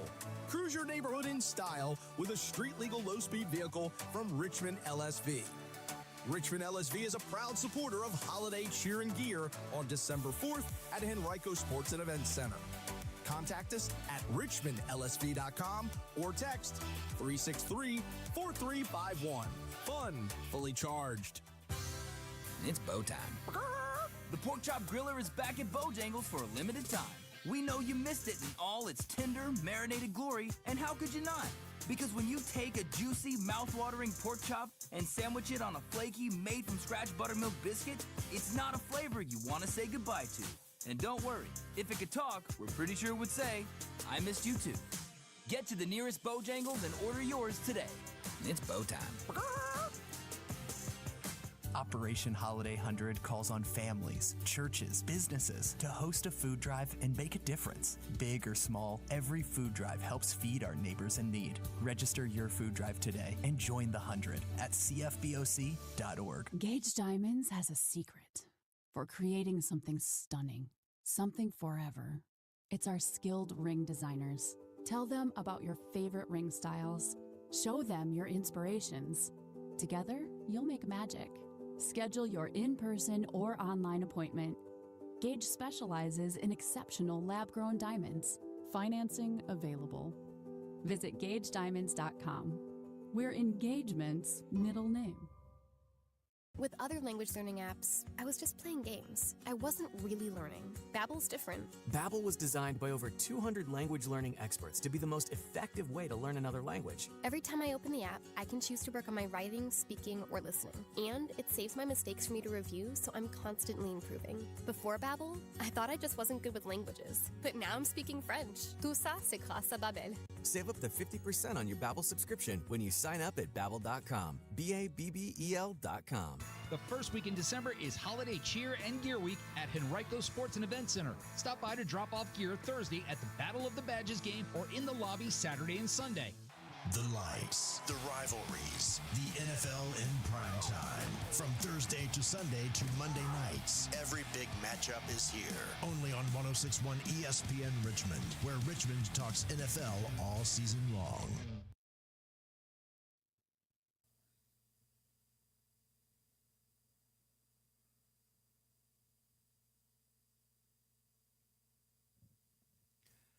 Welcome back. Mashup Hour, Sports Huddle, Border to Border. Matt Joseph, Bob Black, Jordan producing on a Monday afternoon, a news-breaking Monday afternoon. As it turns out, if perhaps you're just joining us here at the bottom of the hour, you're getting out of work early maybe. I don't know. Virginia Tech and James Franklin are finalizing an agreement for him to become the school's next head football coach, says Pete Thamel, who's been on this story all along. And if you saw him on College Game Day Saturday morning, he was on the cusp of it there as well. And as I look through my Twitter timeline, David Teal has tweeted, Hokies have their man. So if David Teal says it, now it really must be true. So James Franklin heading to Virginia Tech. We'll see when they make the official announcement and what the next steps are. Matt, I also just saw in the timeline that the ACC has announced the UVA-Virginia Tech game is on a 6-day hold here for a start time, which means the networks are still weighing where they want to put it, in what window, on which one of the networks they want to put that game. And I just wonder if the James Franklin news, not to mention Virginia's standing in the ACC championship game, college football playoff, will all factor into that. But you just wonder if the networks are now thinking, now that they've got James Franklin, we could have him on. He could be in the booth with our announcers. He could be on the sideline with our sideline reporter. If he's at the Virginia Tech game, we can make a whole storyline around him and get even more eyeballs for that game. So I wonder if that's going through the TV exec's mind literally as we speak right now. I still think it's a 1 o'clock start time or a noon start. I just don't think anybody outside of this state cares. I just don't. When you have the other rivalry games that are going to go on that day, I just think those have a lot more importance than this one does. Perhaps, but I do think that James Franklin is a national story. It has been. It has dominated everything from SportsCenter to College Game Day to, the CBS Sports Network show. So I think that adds to it a little bit more. And in a normal year, I would agree with you. Virginia Tech probably doesn't resonate too far outside of the Commonwealth of Virginia boundaries. But I do think Virginia's story is a really good one, where they've been, what has happened to that program, Tony Elliott on the hot seat. Now look where they are. I do think there are some more compelling storylines to this game. And I do think, come that game, Thanksgiving weekend, Virginia's in a position to do something that nobody thought that they would. So I don't think it's as riveting as Ohio State, Michigan, or Army, Navy, or any of those. But I do think it's probably, raised the meter a little bit. And I think the Franklin news helps on that front. And I think Virginia's standing helps on that front as well. So I would be shocked if it's 1 o'clock. I understand what you're saying about noon, but I could see it being in the 3:30 or 7 o'clock windows. Well, if you want to guess, they have 2 noon games already. Kentucky, Louisville's noon on ACC Network. Clemson, South Carolina is noon on the SEC Network. BC and Syracuse, 3 o'clock on the CW, so it can't be noon on the CW because usually they give a little bit more time. Yeah. 3:30 or 4:30 on ESPN2 is Florida State, Florida.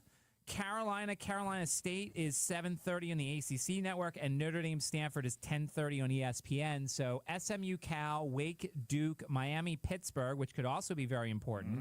Virginia Tech, Virginia are all the ones that have been put under a hold, and Georgia Tech is on Black Friday. Huh. Doesn't leave too many open networks for it either, does it? No, I'm thinking something will be maybe 7 o'clock. 7 o'clock somewhere, but I don't know what. I'd have to look and see what the other ESPN2 games are in that area. Yep. There's 3:30 on the ACC Network is open, but I don't know if they do triple headers on the ACC Network. So maybe it's a 3:30 game there. But is it Miami Pitt or is it Virginia Tech, Virginia? I would hope it's Virginia Tech, Virginia for the reasons that I mentioned. I know what you're saying about Miami and Pitt, and there are certainly some compelling storylines to that one as well. I think that's where it's going to fall. It'll fall in the 3:30 window. That's kind of my guess right now, but we'll wait through the 6 days and find out. One of the reasons that we're able to do that is because of the game that Virginia played Saturday. And, Matt, I kind of went into it. I've got some personal stake at Duke. You have some financial stake at Duke. We have stake in Virginia because we talk about them so much and we want them to do well because it makes for better sports talk radio. as that game unfolded and Virginia was doing what it was doing, I was really pleased. I was really happy for UVA.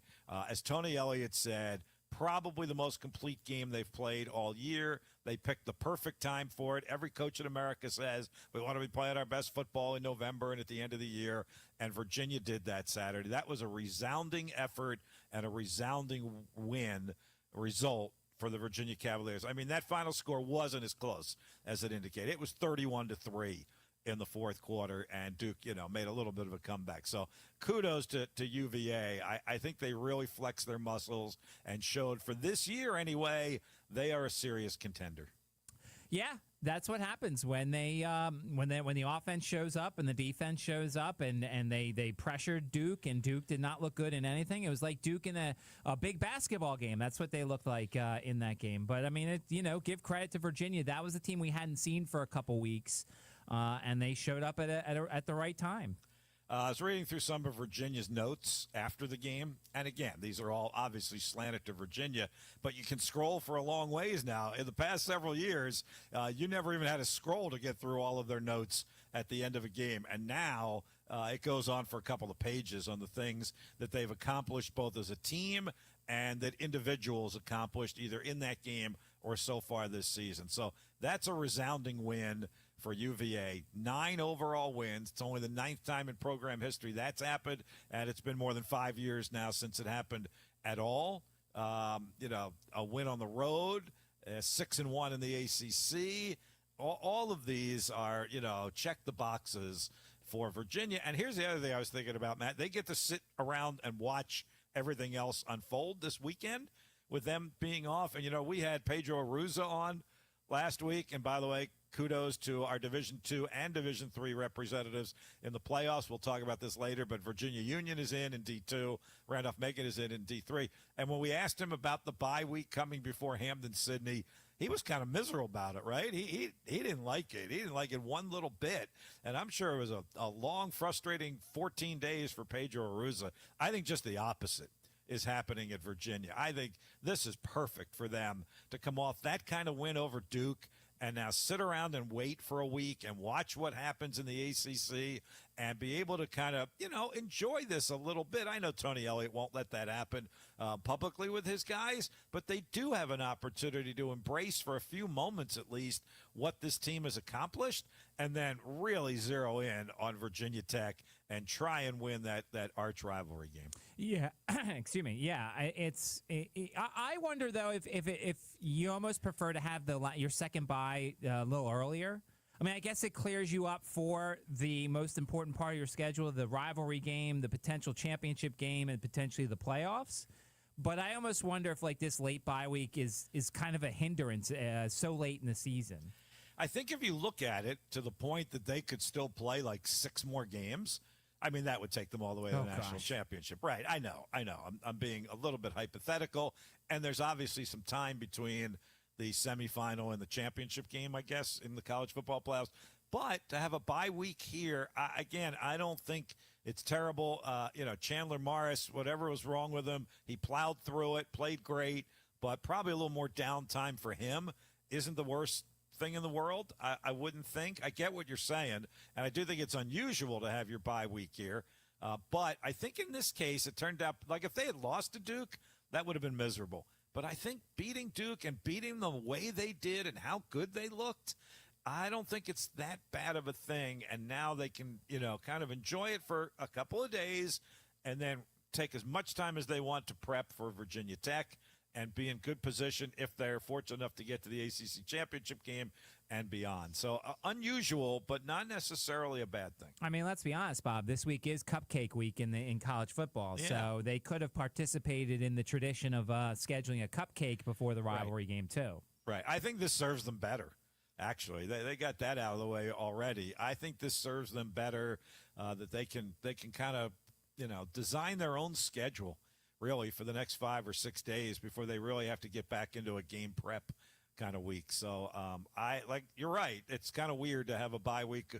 If this season was ending in a week, and that's happened before, this would be miserable, right? If you had to sit around an extra week before you play that last game of the year and then you're putting the footballs away, that would, I mean, all due respect, if that was Richmond and knowing that William & Mary was the last game and they had to wait an extra week before they played it, and no matter what happened, they knew the season was going to be over, that'd be a little hard. But I think knowing there's more football to come, I actually think, despite what Coach Aruzo's feelings are, probably a good thing for them that they had it when they did, and I think the same thing for UVA. 327-0888, phone number, text line 804 is the area code. JMU also got a victory over the weekend, Bob, a much-needed large victory, a healthy margin in that one without really seemingly running the score up, but considering USF lost to Navy, that was exactly what they needed. Yeah, I think that's exactly what you talked about, was to have an aesthetically pleasing game in which they win by a big margin, but they don't do anything out of the ordinary to get that win. So I don't think they could have written a script any better than what they did this past weekend. So wherever they're going to fall in this whole thing, this past weekend helped, and they should be in a position to win out and win the Sun Belt Championship, and then we'll just see if that's good enough. My concern, my fear for them, Matt, is a little bit, and I haven't been diving into it nearly as much as you have, that I've looked on the national landscape. The Sun Belt still isn't getting much respect or much notoriety in this whole thing. Nope, not at all. It's an AAC world. But if there just continues to be chaos week after week, I think that helps. If some of these schools keep losing. But, yes, you're right. I think the perception – that's why I'm predicting I think Tulane will be the team that gets in the rankings tomorrow. I don't think they're even going to put JMU in the rankings tomorrow. Yeah, no, I agree with you on that. I think Tulane, for the last couple of years, has been kind of one of those hot topic teams that people, by that I mean kind of the national people, have kind of wanted to be able to put in the conversation and in the playoff picture, and this might be their chance to do it this year. But I'm kind of glad you agree with me on that, because I know you follow it closer than I do at this point, and just a little bit I surfed around today. I didn't see the Sun Belt or mentioned it all. I saw JMU mentioned a little bit, but hardly even in context with, hey, the Sun Belt Conference could be the group of 5 representative, and it would be JMU. I definitely took note of the fact that it was more about the American and others than it was the Sun Belt, which really wasn't getting much notoriety at all. The only one I don't want to see is North Texas. North Texas has beaten nobody and has not really – the only win they have is Navy. That's it. They have nothing else. They had some close wins in their non-conference. They've had some explosive wins. But North Texas would be the one that I would actually legitimately be unhappy if they got in over James Madison. They just snuck into the to the rankings for this week, not the college football rankings, but the AP and coaches poll rankings at 22 and 23. As I'm looking at it in those rankings. And JMU, moved up, which was good. 3 spots in those rankings. Not that that's the end all, but right above North Texas, as a matter of fact. So I get what you're saying. And Tulane's actually behind both of them. But I would agree with you. I think Tulane is potentially the team that we're going to see tomorrow. Crazy where we are 3 years into being an FBS team, Bob. Yeah. We're talking about playoffs and being disappointed about not making the playoffs. I've said it over and over again. They've done it the right way. You could just re-rack the tape for me, Jordan, from whenever I last said it, probably last week, because almost a week doesn't go by that I don't talk about the way the JMU administration handled making the move and when they made the move from FCS to FBS to put them in the best possible position to be successful. Probably nobody in their wildest dreams really thought it could happen in year 3 of this, but that it could happen in the first 5 years of this. So I would say they're probably a little ahead of schedule, but I don't think it's shocking, because I do think they had a great game plan and a great blueprint. They've hired the right people. They've built the right resources. They've recruited properly.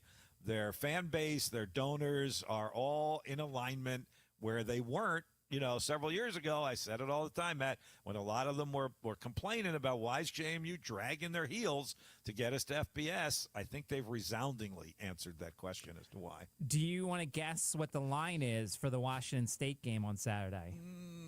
14.5. Very close, 13.5. Well done. How about me? Look at that. Well done. Well done. I'm surprised. I would have figured it was larger, but Washington State's been very good this year. So yeah.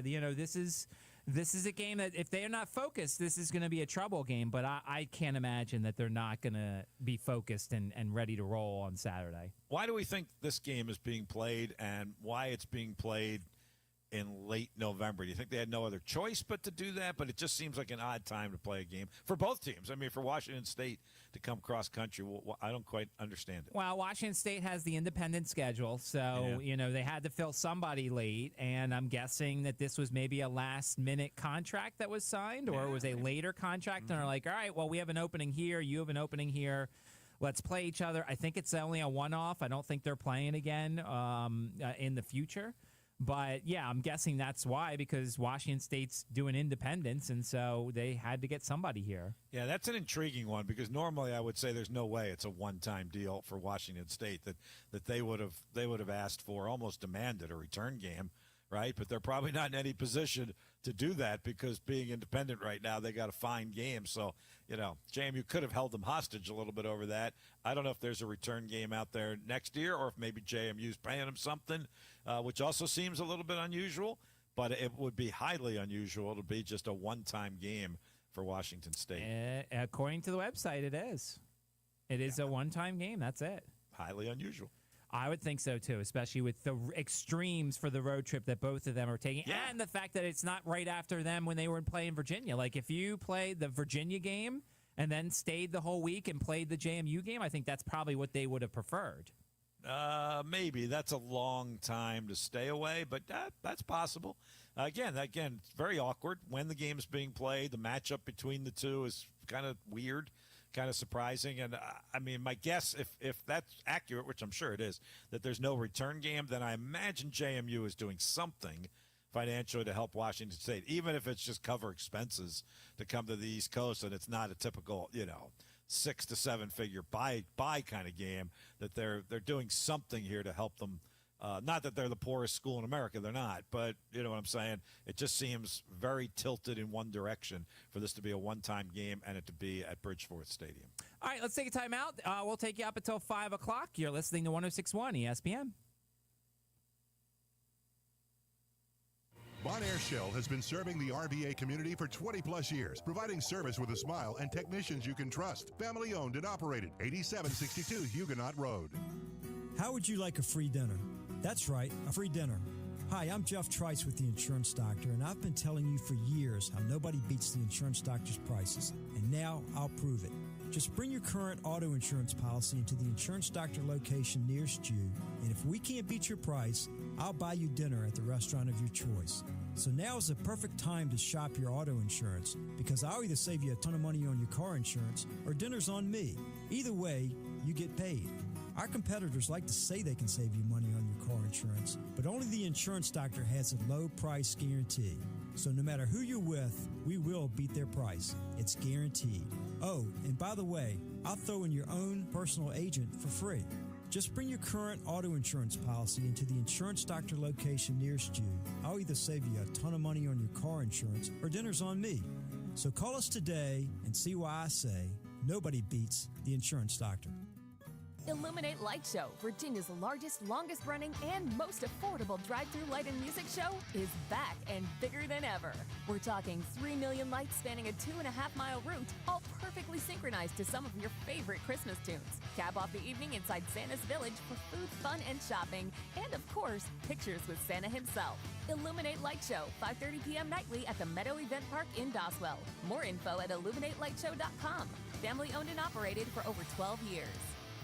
Cooler fall temperatures are coming, and that means perfect weather for a round of golf at Queenfield Golf Club. Queenfield is a beautifully secluded 18-hole course just a few minutes east of Mechanicsville that offers a spacious driving range, practice greens and bunkers, and professionally maintained golf course. Take the afternoon off or schedule your tee time today by calling 804-769-8838 or reserve your spot online at queenfieldgolf.com. Queenfield Golf Club, RVA's best-kept secret. You don't have to be just a number when it comes to your health care. The average doctor cares for 4,000 patients per year, while a Welcome MD doctor like Dr. Richard Peoples sees less than 400 patients per year. This means you get better personalized health care specific to your needs. Aren't you worth it? Make an appointment today with Dr. Peoples at 804-774-7099 or visit welcomemd.com.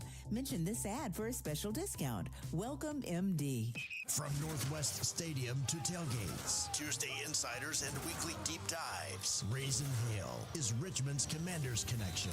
Only on your home for the NFL all season long. 106.1 ESPN Richmond.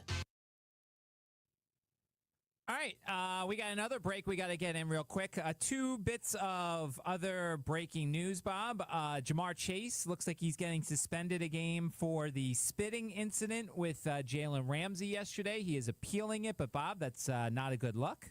Not at all. That was not a good look. That whole situation was not good, so I'm not surprised that there was some sort of penalty.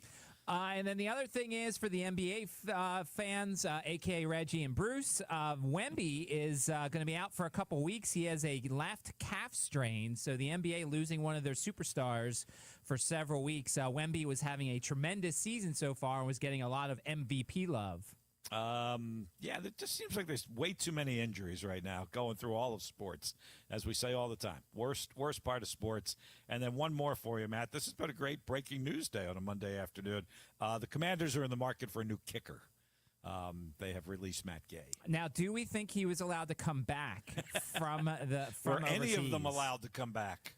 Well, I'm just saying, like, Daniel Snyder definitely, well, I was joking about this last hour. Daniel Snyder would have definitely left him in Madrid. I'm guessing that Josh Harris will allow him to come back first. I think they probably landed on American soil and then told him he was out of a job. Yeah. I don't mean to laugh at it. Listen, at least he got to go to Spain, Bob. He did.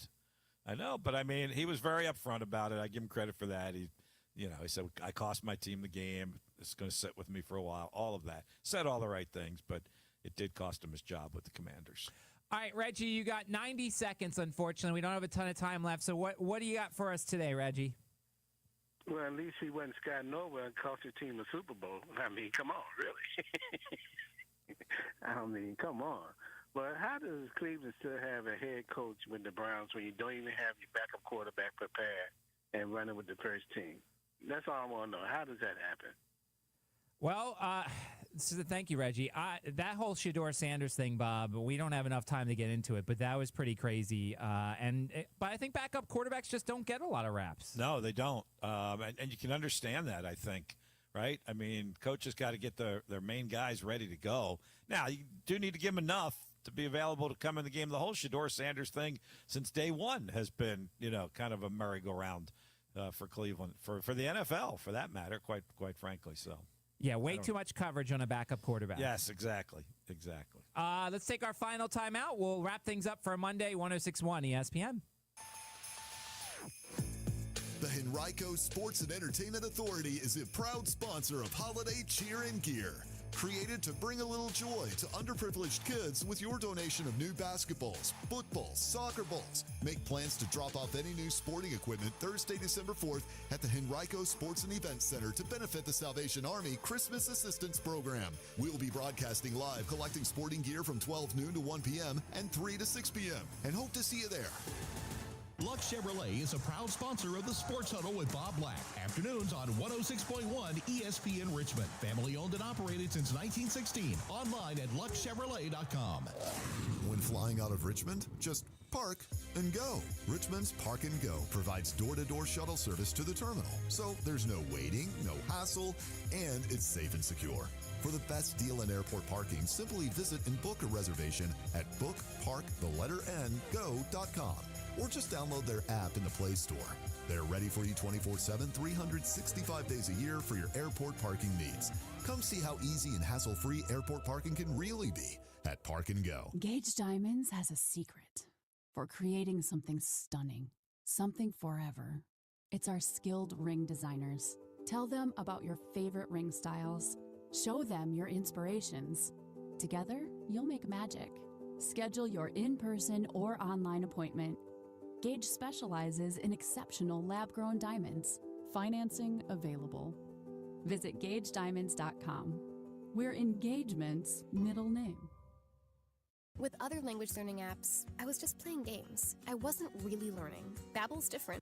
Babbel was designed by over 200 language learning experts to be the most effective way to learn another language. Every time I open the app, I can choose to work on my writing, speaking, or listening. And it saves my mistakes for me to review, so I'm constantly improving. Before Babbel, I thought I just wasn't good with languages. But now I'm speaking French. Tout ça, c'est grâce à Babbel. Save up to 50% on your Babbel subscription when you sign up at Babbel.com. Babbel.com. From college football to the pros, Matt Josephs has it covered. Border to Border brings you sharp analysis and fearless opinions every weekday at 3.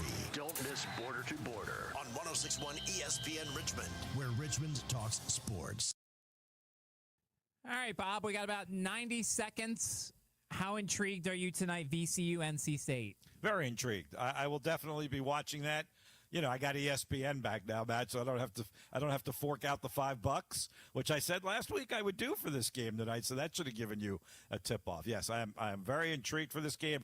Sean Robertson from CBS 6 made the trip down to Raleigh. He's going to join us from the arena about 5:15 this afternoon. So that should tell you I am very intrigued, and we'll be watching that game tonight on ESPN. Yeah, if VCU wants to get at large, it would be nice if they won this game tonight, because the rest of the schedule outside New Mexico is not exactly going to give them a lot of opportunities. Yep. So, yes, I think be good TV viewing tonight, because I have virtually no interest in the NFL game this evening, other than Guy Fieri on with the Mannings. That I might watch. There you go. Yeah, right. Guy Fieri, apparently a Raiders fan. I didn't know that. Yeah, I think kind of I did. But anyway. So it sounds like you had a busy show there, Bob. Yeah, now Tim Thomas is going to join us, too, right off of the ESPN Sports Center updated 5 from Tech Lunch Pail to talk about the James Franklin news today. So we got a full hour coming up, Matt. Coming up tomorrow here on the show, we'll have our top 5. I think we're going to agree once again, and you'll hear from Mike London as he gets set for the Richmond game coming up on Saturday. Rivalry month continuing here in the state of Virginia, so stick around for that tomorrow at 4. But coming up, as you heard, a busy Sports Huddle up next. Stick around through the break, 106.1 ESPN.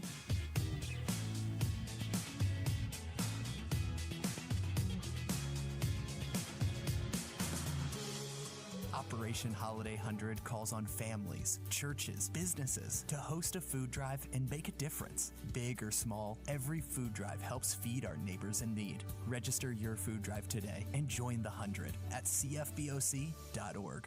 The RBA Sports Awards are back. Celebrate our sports community by nominating a coach, athlete, or local leader who inspired you and showcases the true RBA spirit. Nominations are now open for Athlete of the Year, Team of the Year, Coach of the Year, as well as Most Inspirational Moment in 2025. The 5th Annual RBA Sports Awards will be held Saturday, January 31st at the Altria Theater, hosted by 2-time Olympic gold medalist and soccer legend Brianna Curry. Reserve your tickets today online at visitrichmondva.com. This is advertising material. Past results do not guarantee future outcomes. Every case is different. Philip George's licensed attorney in Virginia is responsible for legal work. Office located at 500 East Main Street, Suite 1600-113, Norfolk, Virginia 23510. A birth injury turns the best day of your life into the worst. Hospitals deny. Insurance companies delay and off pennies. At Alexander Shannara Trial Attorneys, we don't let them get away with it. We stand with you. We fight for you, and we win for your family's future. Call 877-222-6666 or visit Shannara.com. Alexander Shannara Trial Attorneys. We go deeper. We fight harder. We win big. This is advertising material. Illuminate Light Show, Virginia's largest, longest running, and most affordable drive-through light and music show, is back and bigger than ever. We're talking 3 million lights spanning a 2.5-mile route, all perfectly synchronized to some of your favorite Christmas tunes. Cap off the evening inside Santa's Village for food, fun, and shopping, and of course, pictures with Santa himself. Illuminate Light Show, 5:30 p.m. nightly at the Meadow Event Park in Doswell. More info at illuminatelightshow.com. Family owned and operated for over 12 years.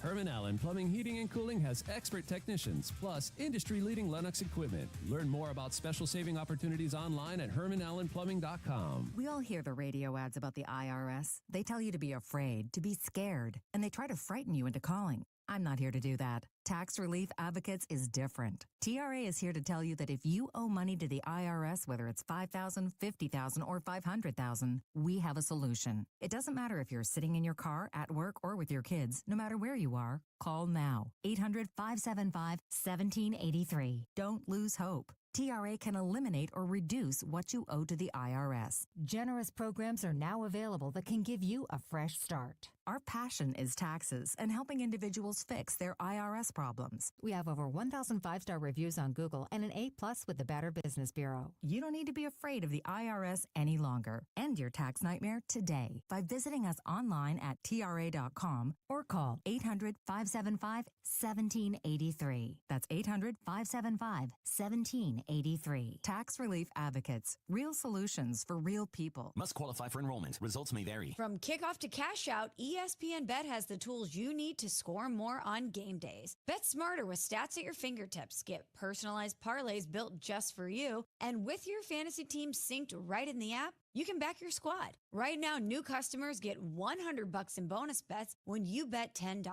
Sign up with promo code USL to get started. Must be 21 plus. Gambling problem? Call 1-800-GAMBLER. Terms and conditions apply. See app for details. Offer not available in New York. Now that I'm a dad, I can't stop thinking about what would happen to my kids if something happened to me, like losing the house or not affording college. Yeah, that used to keep me up at night too. It's why I finally got life insurance from Ethos. It's 100% online. No medical exams, just a few health questions. I got $2 million in coverage for around $2 a day. I never realized it was that simple. Get your free quote at ethos.com/game. That's ethos.com/game. Rates may vary. Bill monthly. Sample rate 10-year term life policy for a 35-year-old healthy non-smoking male. From the ESPN studio, presented by Ortho Virginia. Find one of Ortho Virginia's orthopedic locations at orthovirginia.com. W291CL Lakeside Richmond. WURV HD2 Richmond. We are 106.1 ESPN. This is Sports Center. I'm Ed Benkin. There's breaking news first in college football. Sources have told ESPN Virginia Tech is finalizing a deal to make James Franklin their new head coach. It is expected to be completed in the near future. NBA breaking news, according to ESPN's Shams Charania, Spurs star center Victor Wembanyama will be sidelined for the next few weeks due to a left calf strain. NFL breaking news, Bengals receiver Jamar Chase has been suspended for one game after spitting on Steelers defensive back Jalen Ramsey yesterday. Chase will appeal the suspension. In Atlanta, the Falcons may be without quarterback Michael Penix Jr. for the rest of the year, according to ESPN's Adam Schefter, due to a knee injury. Receiver Drake London is also dealing with a knee injury and is week to week. Also, according to ESPN's Adam Schefter, Eagles offensive lineman Lane Johnson has a Liz Frank injury, which could land him on injured reserve. Eagles coach Dick Sirianni had an update on his lineman. We'll see with Lane. I know that he'll do everything he can do to get back as quick as he possibly can. We'll see the time. Meanwhile, according to ESPN's Adam Schefter, the Steelers are concerned quarterback Aaron Rodgers may have suffered a break in his left wrist during yesterday's win over the Bengals. Hey, it's your resident Super Bowl champ, Chris Candy. Coming up Tuesday, the Eagles and the Rams are both 8-2, but who will be number one on my power rankings? Find out at 6:30 a.m. Eastern. It's Unsportsmanlike, weekday mornings at 6, right here on ESPN Radio, ESPN2, and ESPNU. Live from the capital Studio of the 2 at the worldwide headquarters of ESPN. With Bob Black on 106.1 ESPN. We're also streaming live at ESPNRichmond.com and on the iHeartRadio app. Call in and talk with Bob anytime at 327-0888. Now, here's Bob Black with the Sports Huddle on 106.1 ESPN. It is a sports news breaking Monday edition of the Sports Huddle. Just past 5 o'clock on this Monday afternoon. Thank you for joining us, or thanks for hanging with us through the last couple of hours of local and live sports talk here on Where Richmond Talks Sports, 106.1 ESPN. Bob Black with you here. Matt Josephs took you in the 3 o'clock and 4 o'clock hour, and now we got you up until 6 o'clock tonight, and it is going to be a rapid-fire 5 o'clock hour of the Sports Huddle. If we can squeeze you in somewhere along the way, we will certainly do that. 804-327-0888. Get you on the air. Even better, it's our text line. If you can get to us via text, by all means do that, and we'll be glad to interact that way. So the big breaking news of the day, at least in our region of the world, and I would say in the sports community, in the sports world, you heard it leading off the Sports Center, so it does have national implications.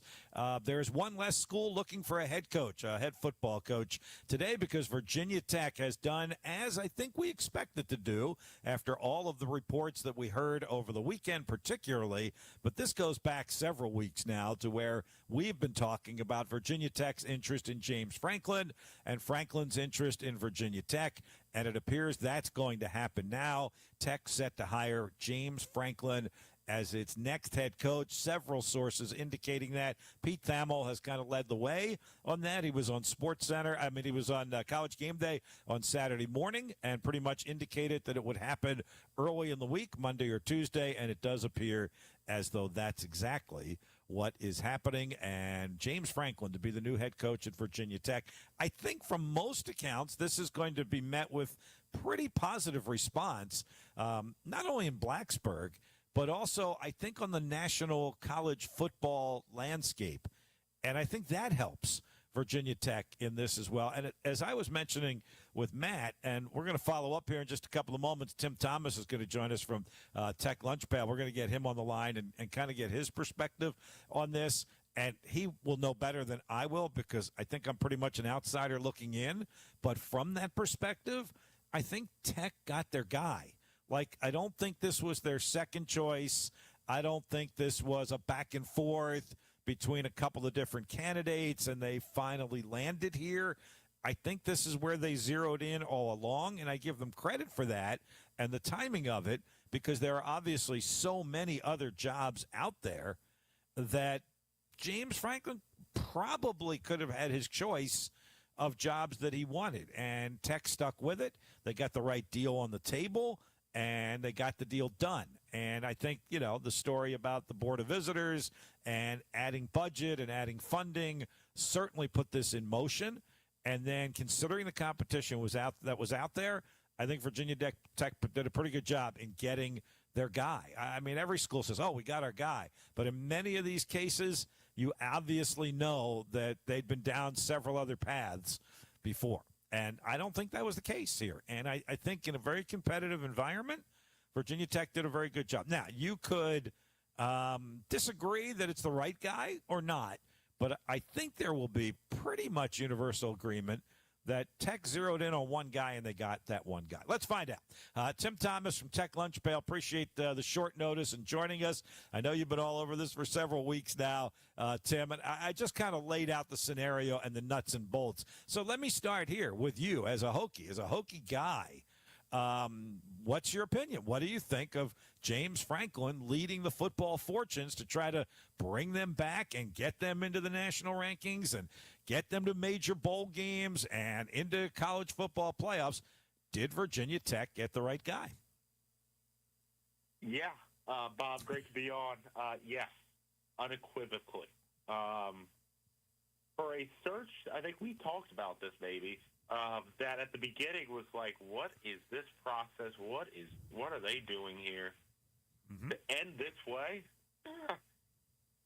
I mean, you couldn't have the ending and outcome of this. You could not have dreamed better if you were a Virginia Tech fan. James Franklin is the most accomplished coach prior to Virginia Tech that the Hokies have ever hired by far. It's not particularly close. This is as home run on paper, and look, there's no guarantees in the sport, as we all know, but this is as home run of a hire as it gets. This is incredible. I think I wrote about it after Franklin got fired at Penn State that day, that Franklin should be the top target, and, makes me look good now, but it just made sense. I think it made sense to the whole darn sports world, that, this could be a great fit. And, there's something to be said about smart people getting in a room and realizing, you know what? Hey, let's do the smart thing. Let's do the obvious thing. And let's just see if that works out. There was no guarantee they pulled it off, but they pulled this off. It's unbelievable. It is historic.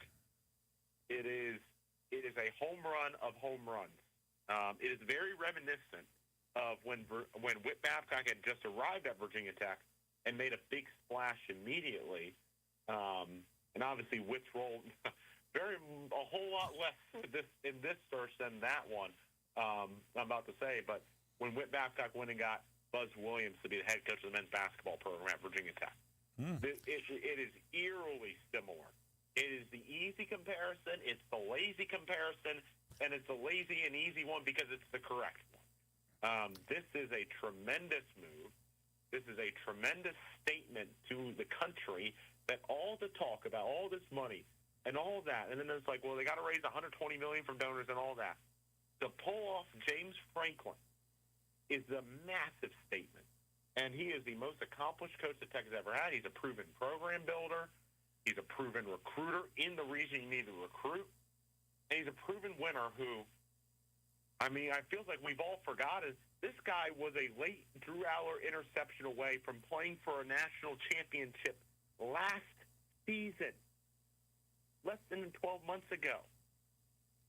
I mean, I didn't imagine James Franklin would be the head coach at Virginia Tech when I was watching that game.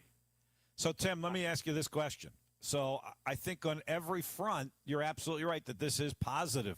And the national media has kind of indicated that as well. I think that was important. And I think all the talking heads, positive, that was important. He's built programs. I think what you just said about building programs is probably more important than we're talking about. We talk about so much of Penn State, Penn State, Penn State. Let's not forget what he did at Vanderbilt. And Virginia Tech is probably closer to a Vanderbilt than it is to a Penn State right now in its rise up the college football ranks. But the one area he did not succeed was winning the big game. So how do you answer that critique that for all the wins he had, he didn't win the big game, and how and when is he going to win the big game at Virginia Tech? Let's see. When's the last time, to those who are asking that question, when's the last time Virginia Tech has truly played in a big game? Somewhere in the Frank Beamer era, correct. I know. I was, and look, I am not very old, but I was in college the last time Virginia Tech really played truly in a high-stakes game. That's 2017 Clemson College Game Day, all that. That's the last time. Maybe you could make a case 2019 when they played UVA for the ACC Coastal title. But you got to play in big games, you know, before you can worry about whether you're going to win them. And, you know, some people are going to probably yell at their radios at what I'm about to say. But Frank Beamer didn't win a whole lot of big games, but no one's trading that. He had a pretty darn good tenure and, you know, almost won a national championship. Mm-hmm. And by the way, Franklin has won. I know bowl games aren't what they used to. I get it. But the guy's won 10-plus games 6 times. He's won at least 4 New Year's 6 bowls. There's some pretty good games in there. He won a Big Ten championship. What? He won 9 games twice at Vanderbilt. Dude, Diego Pavia hasn't even been able to do that.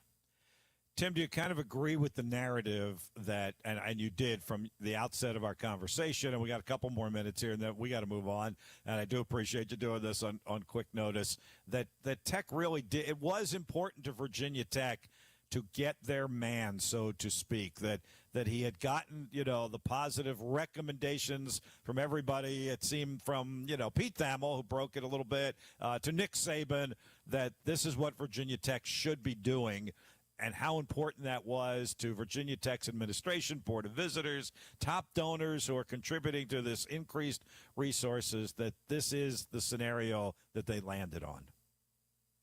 It's tremendous, Bob. Yeah. I mean, you're 100% right in emphasizing he was the top guy. He was the guy they ultimately wanted. And to do that, to land the guy you ultimately want, in this manner is tremendous. And it's a statement. There are plenty of ADs who go up there when they make a hire and say, we got our top guy. A lot of them are doing some sort of creative spin to make that seem valid or just flat out lying. This won't be a lie. This is the reality. This is the guy they wanted, and they got the guy that they wanted, and that is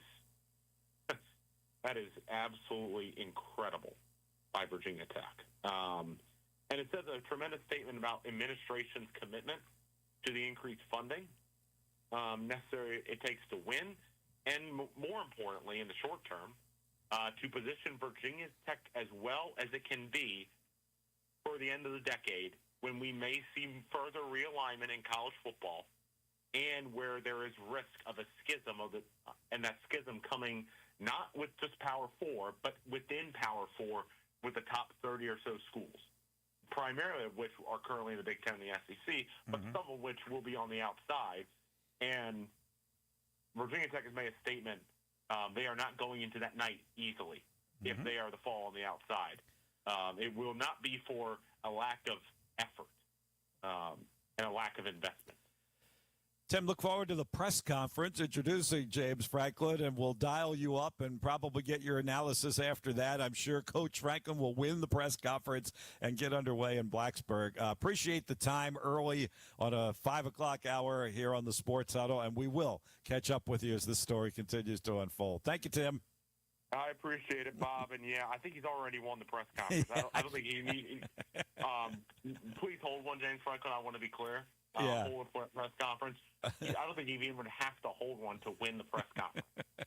Yeah, he's already got win number one. I agree with that, Tim. Thanks, Tim. Tim Thomas, Tech Lunch Pail. Really appreciate him joining us on short notice with the breaking news, really in the 4 o'clock hour this afternoon of James Franklin's impending partnership with Virginia Tech, probably dotting some final I's and crossing some final T's before they finish it off. And then, then he'll be in Blacksburg, and we'll see how much he'll be around in the next few weeks to kind of get an idea of where the program is, be able to put boots on the ground as the Hokies finish up their season. All right, we're just getting started on the Sports Huddle. This is going to be a busy one here, and let's tell you what we got coming up in the next 45 minutes. These are this afternoon's top sports stories. I'm sure he'll be fascinated by all the stories you have to tell. This is today's Drive Home Headlines. We're going to move on from college football and even from the NFL for a little bit here because we got a huge college basketball game from mid-November on a Monday night involving one of our local teams. This is a good one. The Atlantic 10 gets an opportunity tonight because they're playing VCU at North Carolina State down there in Raleigh. 7 o'clock game tonight. And I may have misspoke in the 4 o'clock hour when I said ESPN. It's actually on the ACC network tonight, but YouTube TV being back on my TV screen will still give me an opportunity to watch. I'm really intrigued to see that one. NC State is about an 11-point favorite. VCU with a chance to get one of those kind of resume-building wins tonight on the road against Will Wade, the former coach, at NC State. It would obviously be much more of a story if this game was at the Siegel Center, but you'll take them any way you can. VCU at NC State, 7 o'clock tonight. Sean Robertson from CBS 6 made the trip down to Raleigh. He's going to join us right after the break, give us kind of a preview from down there of that game. 5:30, Jordan coming along with our motorsports update brought to you by the Insurance Doctor. Formula One still going strong. He's been eyeing that. He'll give us an update on that. And then we have our Herman Allen Sports Play of the Week, as I mentioned with Matt in the Mashup Hour. It's going to come from the Commanders-Dolphins game overseas in Madrid because I was intrigued by what I heard. I think you're going to like it as well. If you're a Commander fan, you certainly didn't like the game. You very definitely didn't like the outcome. But I was intrigued by one of the calls that I heard as I listened to it. And I've made that our Herman Allen Sports Play of the Week. Stick around for that in our final segment this afternoon. Quick break here, and then Sean Robertson from Raleigh previewing VCU at NC State next on the Sports Huddle. Bonaire Shell is family-owned and operated and has been serving the Richmond community for over 20 years. At Bonaire Shell, you'll find old-school service with modern-day technology, and our certified technicians will get you back on the road in no time. Stop by for a quick fill-up, shop for new tires, ask us about a check engine light, or let us help with any of your auto service needs. Find us at 8762 Huguenot Road near the historic Bonaire section of Southside and online at bonaireshell.com. Nothing Bun Cakes is all about bringing joy. We're your one-stop shop for all occasions and holiday celebrations. Stop by any one of our 5 Nothing Bun Cakes bakeries in the Richmond area or visit online at nothingbbuncakes.com. Herman Allen Plumbing, Heating, and Cooling. Online at hermanallenplumbing.com. Henrico Sports and Event Center features over 115,000 square feet of flexible event space, a 3,500-seat arena, and state-of-the-art amenities including concessions, meeting rooms, and broadcast facilities, making it one of the region's premier sports facilities. Built for champions and host to major tournaments, graduations, concerts, and community events. To learn how you can reserve space for your next event or to check out the calendar of activities, visit henricosca.com. This Thanksgiving at Total Wine & More, find Pinot Noirs and Cabernets that you adore. Our helpful guides are so friendly and nice. So many bottles to try at the lowest price. So gather with friends as you sit down to eat. Grateful for all who made Thanksgiving complete. With curbside pickup and delivery available and the lowest prices for over 30 years, you'll always find what you love and love what you find. Only at Total Wine & More. Drink responsibly, B21. With Black Friday savings at the Home Depot, you can get up to 40% off, plus up to an extra $1,000 off select appliances like LG, America's most reliable line of appliances. Check out the newest LG refrigerator with new mini craft ice straight from the dispenser. Shop Black Friday savings on select LG appliances, plus get free delivery now at the Home Depot. Free delivery on appliance purchases of $396 or more. Offer valid 11/5 through 12/3, U.S. only. See store or online for details. From Hot Topics in the morning to Spider Pride in the evening. 106.1 ESPN Richmond keeps you talking. Fits the bill. Border to border. The Mashup Hour and the Sports Huddle. Always live and always local. 106.1, where Richmond talks sports.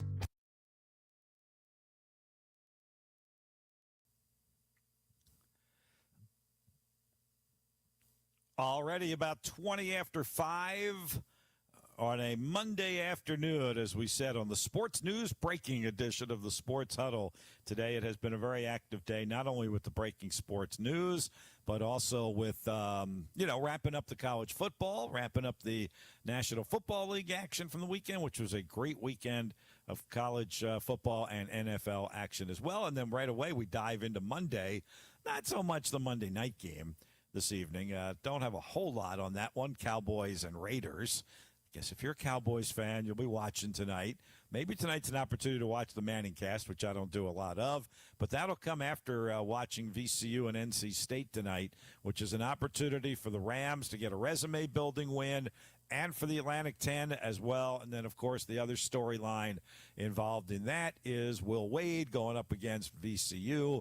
As I said before the break, would probably be even more of a headlining kind of game if it was in Richmond as opposed to at NC State, but and it's been removed. Time removed now has got to change some things as well. And it's just more important for VCU to put on a good performance tonight because A-10 teams don't get this opportunity a whole lot. We have certainly kind of well documented, how difficult it's been for Atlantic 10 teams to get games with Power 4 teams, whether it's in their building or on the road. And tonight it happens to be on the road, VCU at NC State, and on the road as well. To check out that game tonight, and you'll get his reports on Channel 6, is our friend Sean Robertson, who you hear on our Feel Good Thursday edition of the Sports Huddle, and he's down in Raleigh to cover this VCU at NC State game. Sean, thank you for joining us for a few minutes. Still a little less than 2 hours away from tip-off, but I just wonder, as you were intrigued to make this kind of trip, how much of this is opportunity for VCU to play an ACC team, number one, and then maybe even more so, the opportunity to play against one of their former coaches, maybe one of the more lightning rod former coaches in Will Wade? I think it's probably the latter. A little bit more. Obviously, it's a big opportunity. It is, being in the A-10, Bob, it's a rare thing for a ACC program to match up with a VCU or Richmond or anybody else in the A-10, more or less do a home and home with the school. So this is a big deal for VCU to get a home and home with NC State and to do it with Will Wade as the head coach of the Wolfpack. We know what he did at VCU. We know what he has done since he left VCU. So this is a huge opportunity, number one, on a national stage to put an imprint for VCU, to put an imprint down for March to say, hey, we can match up with the Power 4, the Power 5 schools in the country, Wolfpack, a top 25 team, and to get an opportunity to catch up with an old face that is very familiar to those back in Richmond. Sean, why do you think Will Wade does something like this? I mean, the thing in the contract is long since, the statute of limitations is certainly over on his clause in his contract, whereas a Mike Rhodes, who many of us thought would be more than willing to come back and the love that he had for this area, and that didn't happen. And yet Will Wade, I believe of his own free will, pardon the expression, and volition, arrange this home-and-home series? Yeah, I think it was he felt that VCU was a quality team, I guess a quad 2 type team instead of playing maybe somebody in the quad 3, quad 4 level that you can say, hey, we can get a victory like that. It's an maybe a chance for him to kind of see what his team would be at this early stage of the season. And he probably felt it was a win-win. It was a win for NC State and what they can do for the program, and it's going to be a win for VCU. And I guess he understood, maybe better than most, he understands how hard it is to get those type of games and get a team from the ACC to come to the Siegel Center. So he was maybe probably thinking, hey, if I've got the opportunity to do that, let's go ahead and do it, because he felt it was probably a win-win for both programs and for both fan bases as well.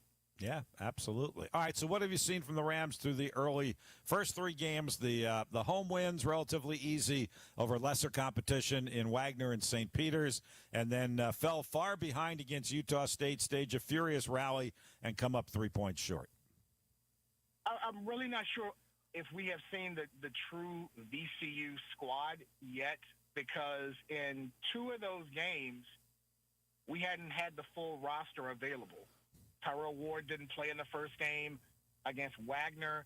He played in game 2, but Lazar Djokovic got injured. He rolled his ankle twice in the game. So the third game against St. Peter's was really the first real opportunity for us to kind of see the full Ram roster. And if they're healthy and they can, stay the course, I think this could be a really good VCU team. They are deep. They can go probably 10, 11 deep like Richmond has done this year.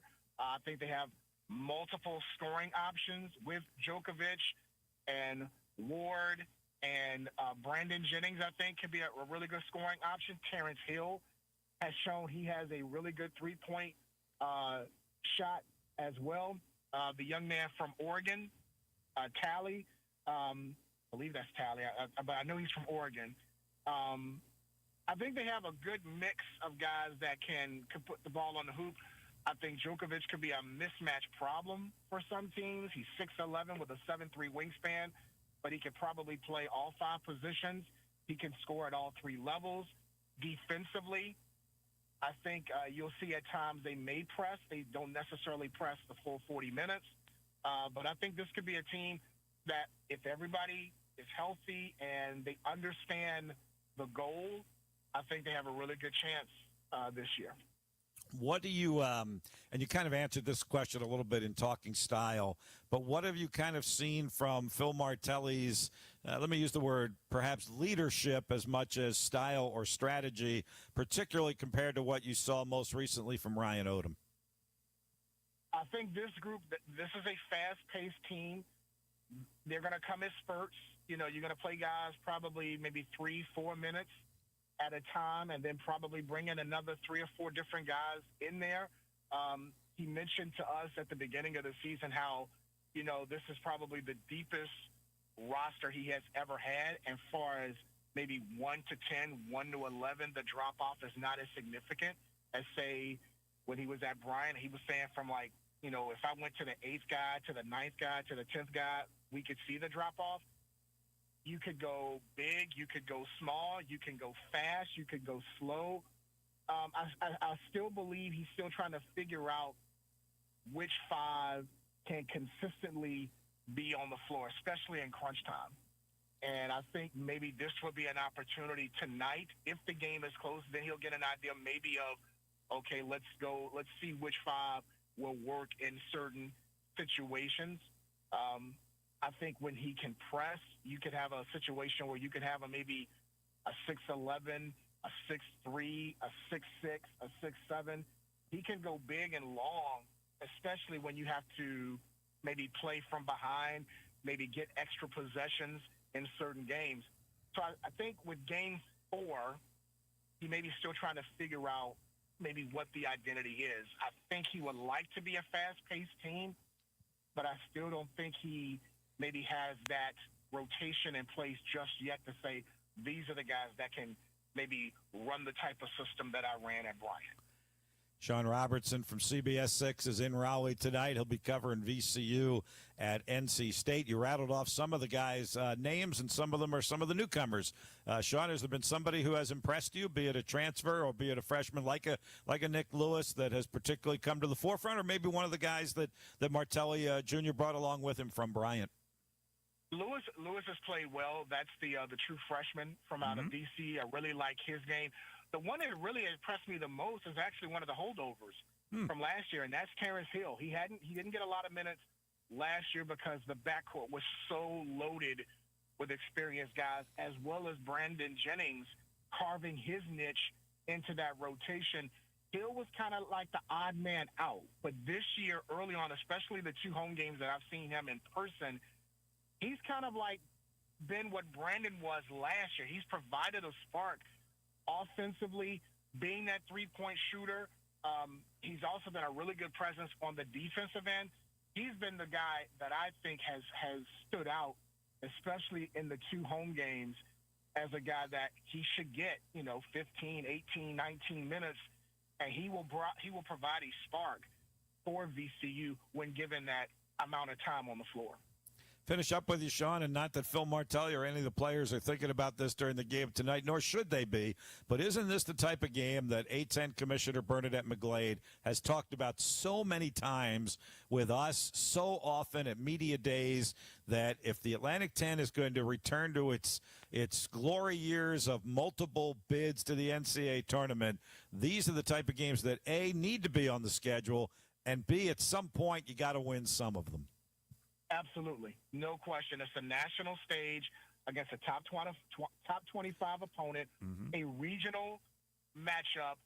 And, when we've had the opportunity to talk to Commissioner McGlade, like you said, this is one of the matchups that she will like every A-10 program to have. And you don't want to say there's a lot on VCU's shoulders, but this is a huge test for them. It is a huge opportunity for the conference, as you stated, to say, hey, we're not a one-bid league anymore. In recent years, yes, we have, but this could be the year where we could see maybe 2 or 3 teams in the league, and this is a perfect opportunity to carry the banner for, as VCU to say, hey, we belong, and our conference should be in the conversation of having multiple bids in the NCAA tournament. You don't get these many opportunities against an ACC foe. So if you VCU, you got to take advantage of it when you have the opportunity.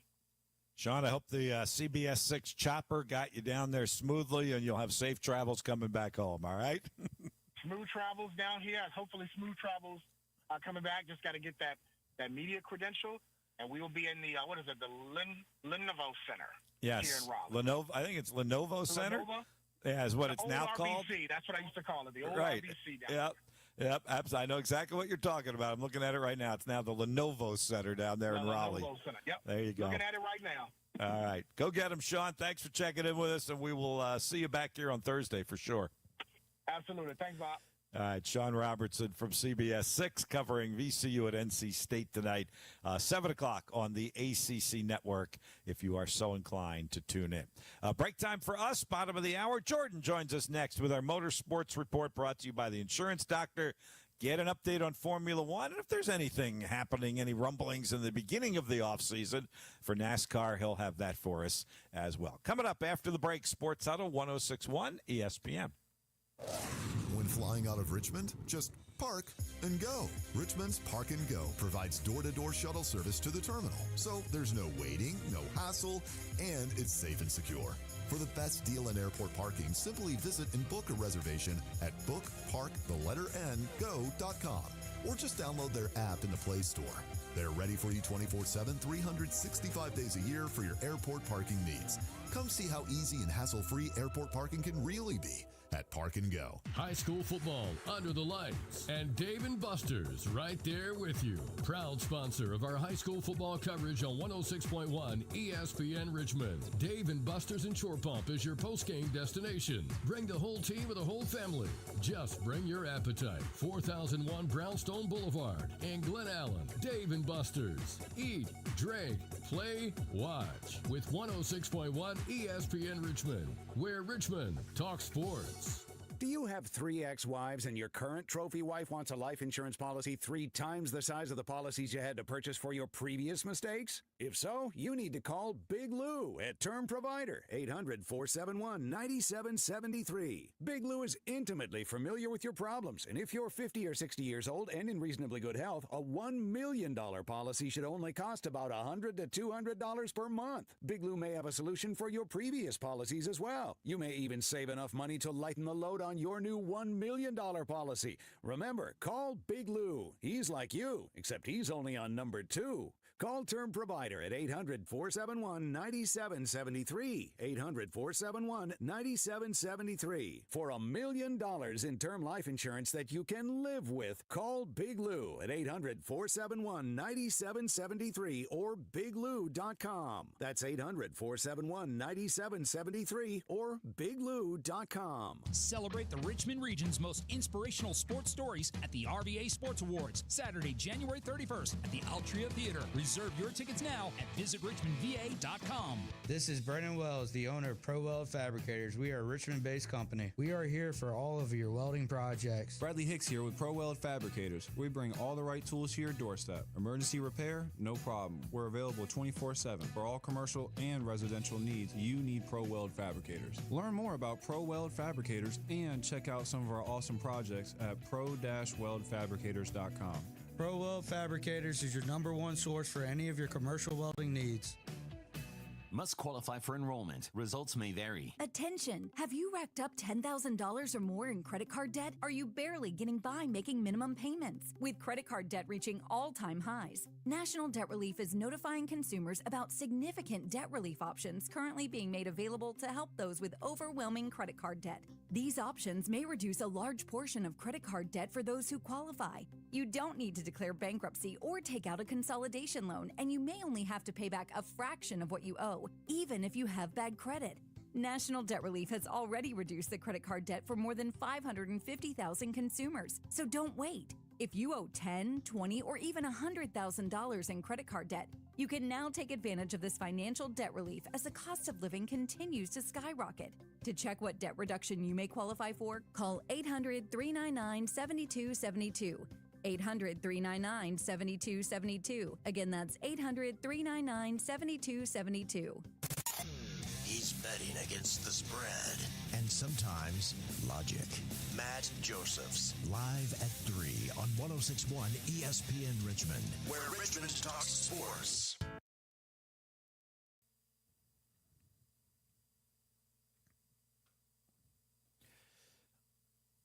Really rolling along this afternoon. Already about 25 before 6 o'clock. We're rolling as fast as those Formula One cars will be rolling in Vegas this week on American soil. Time for our 106.1 ESPN Richmond Auto Racing coverage, brought to you by the Insurance Doctor each and every week.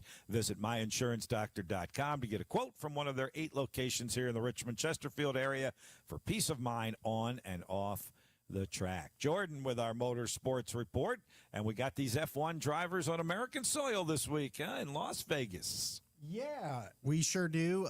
The Las Vegas Grand Prix coming up this weekend, and I would be surprised if we didn't see a Formula One driver or two maybe make an appearance or get spotlighted at the Monday Night Football game tonight. Yeah. That's possible. I don't have any details for sure, but wouldn't surprise me if they Right. pull the stops out for that. But the race this weekend is on the streets of Las Vegas, around the Las Vegas Strip. They'll dart past the fountains of the Bellagio at 185, 190 miles an hour, which is pretty cool. So the first practice of the weekend will take place on Friday night at 7:30. I think that'll probably be on ESPN or ESPN2. Qualifying will be Saturday night, or will be no. First practice is Friday. Friday is the 20th.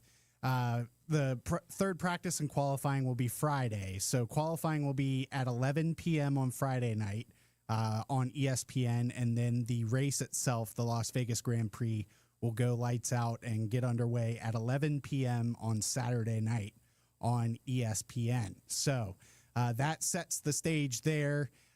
In terms of the driver standings, as I mentioned, Lando Norris is your championship leader in the McLaren. He holds a 24-point lead over his teammate Oscar Piastri. It's really coming down to those two guys. Max Verstappen's title hopes faded over the last few weeks, so he's got a stranglehold on third place in the championship standings for this year. So a McLaren driver will very, very, very likely end up being the world champion this year. So they will be in Vegas, and then next weekend they will be in Qatar, and then the next weekend they will wrap the season up in Abu Dhabi in the United Arab Emirates. Some NASCAR news: Junior Motorsports, Dale Earnhardt Jr.'s team, racing primarily in the Xfinity Series, now the O'Reilly Auto Parts Series. They announced that they will be bringing back their one-off attempt at qualifying for the Daytona 500, and they will be bringing back Justin Allgaier, the former O'Reilly Auto Parts champion. He qualified their car for the Daytona 500 last year. I believe he finished in the top 10, if I do recall correctly. And they will also have the backing of country star Chris Stapleton's Traveler whiskey brand as their primary sponsor. So that's exciting to see. I know that I think Dale Earnhardt Jr. has ambitions of taking his team into the Cup Series at some point, but he's had so much success with his team in the second tier series.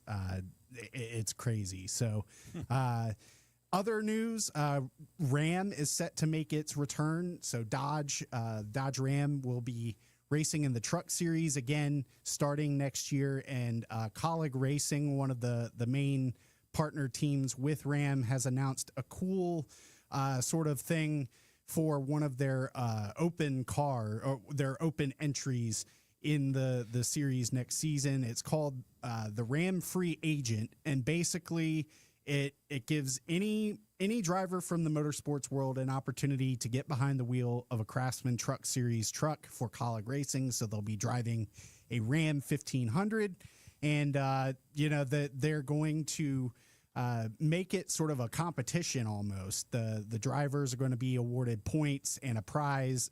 Whoever does the best will be awarded a prize at the end of the year.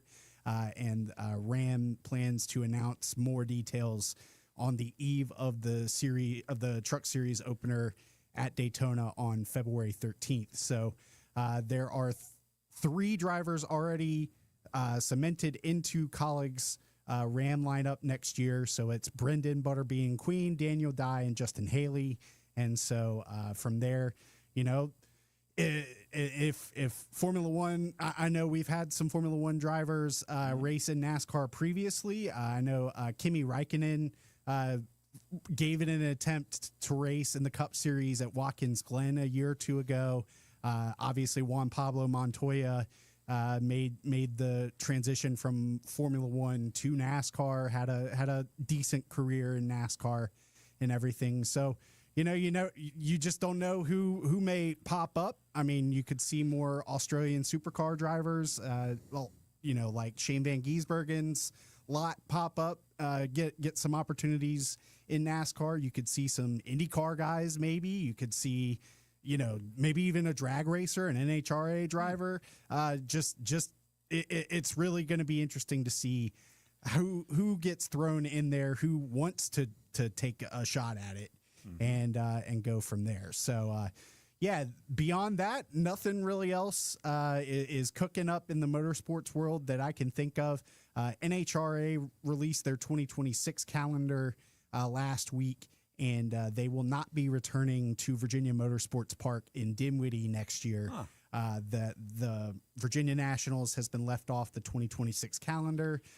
So we'll see if they come back in 2027 or what the future holds for Virginia Motorsports Park there. That's a little disappointing. Yeah. We always like having that event. down there. Hey, real quick, finish it up, Jordan, and then we'll get to the break here. Obviously, F1 in Vegas this week. Just thoughts on third to last race of the year. They don't come to the United States all that often. Just the ability to be in Vegas and kind of make a little bit of a mark on the American sports fan audience with this race in Vegas this weekend. Yeah, they conceptualized this whole thing on the back of developing the Miami race around Hard Rock Stadium. Yeah. And they had raced in Formula One has raced in Las Vegas previously, but it was like 50 years ago when they ran in Las Vegas. So I think it's a great thing. Obviously, I know that a lot of the Las Vegas locals hate it because they have to shut down portions of the strip like 3 months in advance to get the roads and everything ready for the race. So, but I know that the whole reason that the United States got 2 additional F1 races is built on the fact of the success of Drive to Survive, the documentary series on Netflix that really boosted popularity of F1 in the United States right around the turn of the pandemic and everything. So, this will actually be the first Las Vegas race that I've gotten to sit down and watch.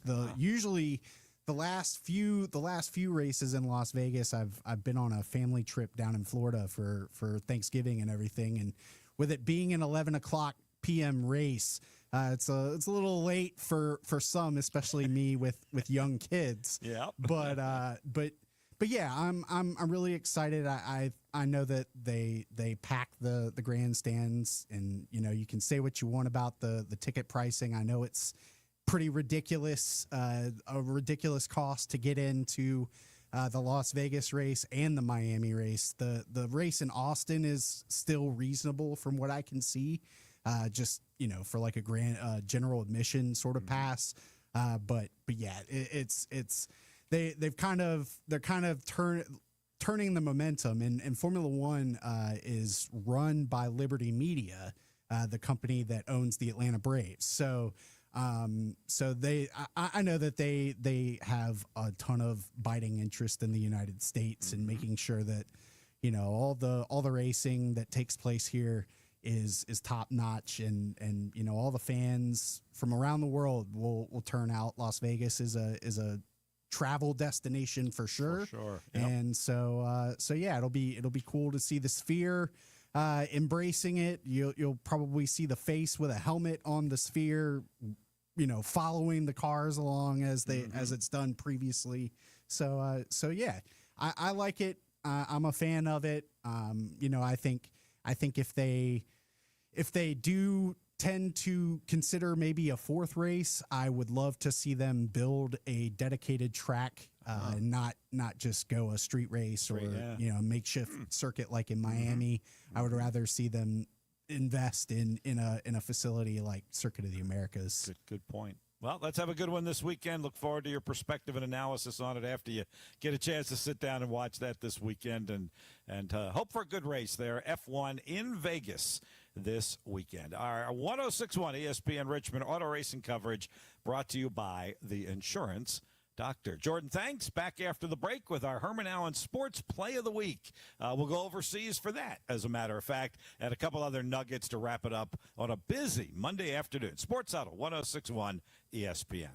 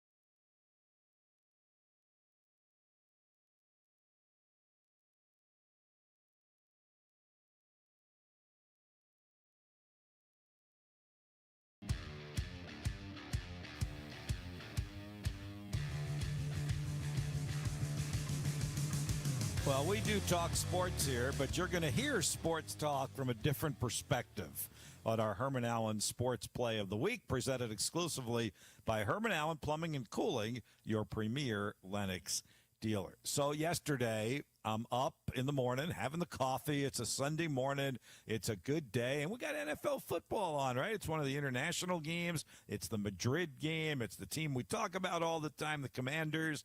So I'm sitting down, and I'm watching Commanders-Dolphins, and what an awful game that turned out to be. Both teams botched opportunities to win the game, both the way they played, the way they strategized. It was not well coached. The Dolphins twice were stopped at the goal line going in. The Commanders had a muffed punt. They had the interception on the first play of overtime.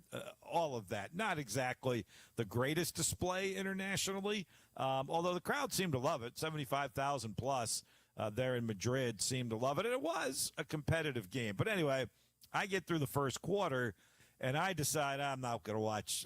I'm going for a walk.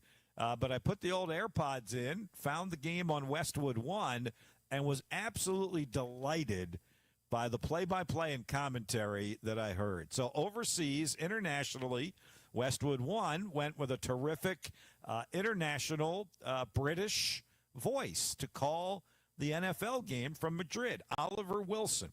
And who did they pair him up with? But none other than the former Redskin, Brian Mitchell, old B. Mitch, who we've had on these airwaves many, many times. That has certainly been part of what the Commanders have been doing in their networks and all of that. It was a fascinating combination, and I really enjoyed listening to them, and especially when finally they got to call a touchdown, the first one ever in Madrid, Spain. Oliver Wilson, Brian Mitchell on the first touchdown in a regular season game over there in Madrid. It's all the way back to the United States and good old RVA as our Herman Allen Sports Play of the Week. Mariota sets up on 1st and 10, coming out of the gun. Deebo Samuel moves in motion to the right side of the line. Mariota steps back, throws inside to Deebo. He's got blockers in front of him, just angling his run from right to left, up to the 5-yard line, forcing his way forward, falls into the end zone. Touchdown, Washington Commanders. A 20-yard catch and run from Deebo Samuel. Cometh the moment, cometh the man in Madrid for the first touchdown in the NFL regular season in Spain. And the Commanders get 6 on the board with the extra point to come. 12-6 they lead over Miami. Talk about big-time players have to make big-time plays. Mariota got the ball into the hands of Deebo Samuels here, and he had a lot of blocking down the field. Not only did his offensive lineman get him some blocks, the receivers down the field were blocking to get him into the end zone, and you saw Deebo be Deebo down near the goal line. As soon as he had those 3 bodies in front of him, Deebo just running from right to left, angling towards the front left of the end zone. We have a touchdown in the Spanish capital finally. It's taken till the 3rd quarter, but the Commanders lead 13-6 over the Miami Dolphins.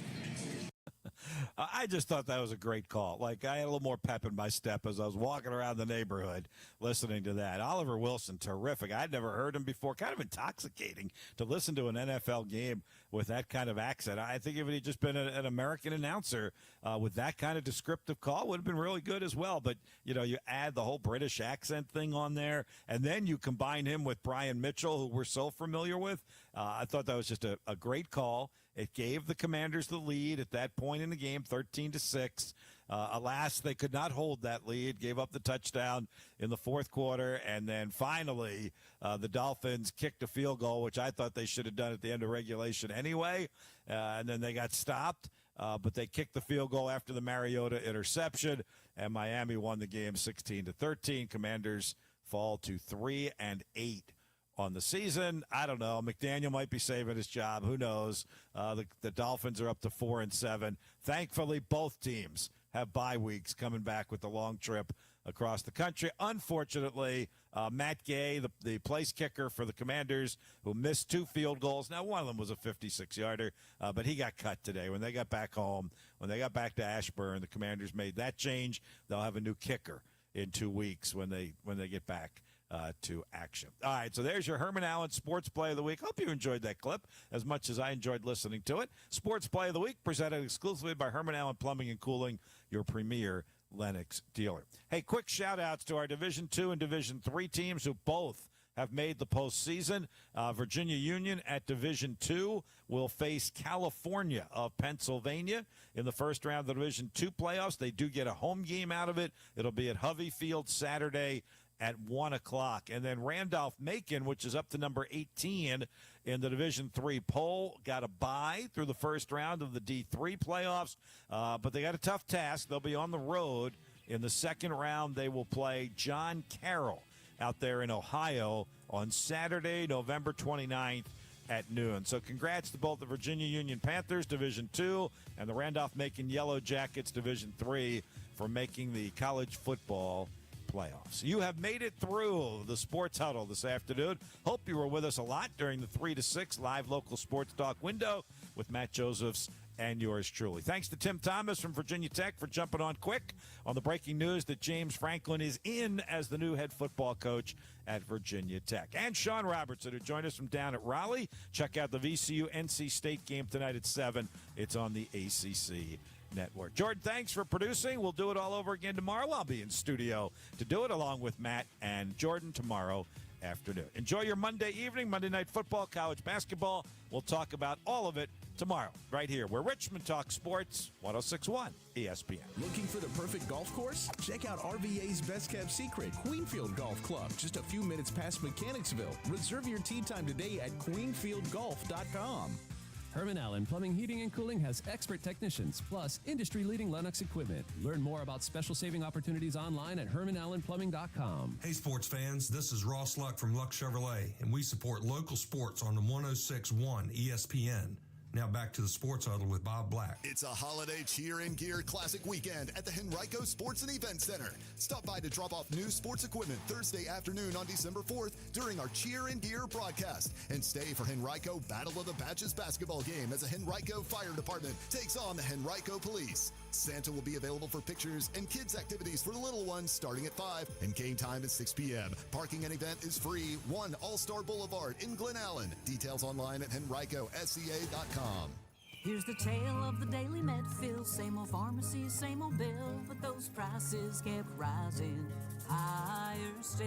Till the savings wrangler rode in, cool as can be. Tap Good RX, saving massively. No plan? Don't matter none. Up to 80% off. The deals are done. Discounts hitting harder than Ma's chili. Dang, that one little ad does all the rest. Save time and money on prescriptions. Check Good RX. Good RX is not insurance. Vanity Fair calls BritBox a delicious streamer. Collider says everyone should be watching. Catch Britain's next best series with BritBox.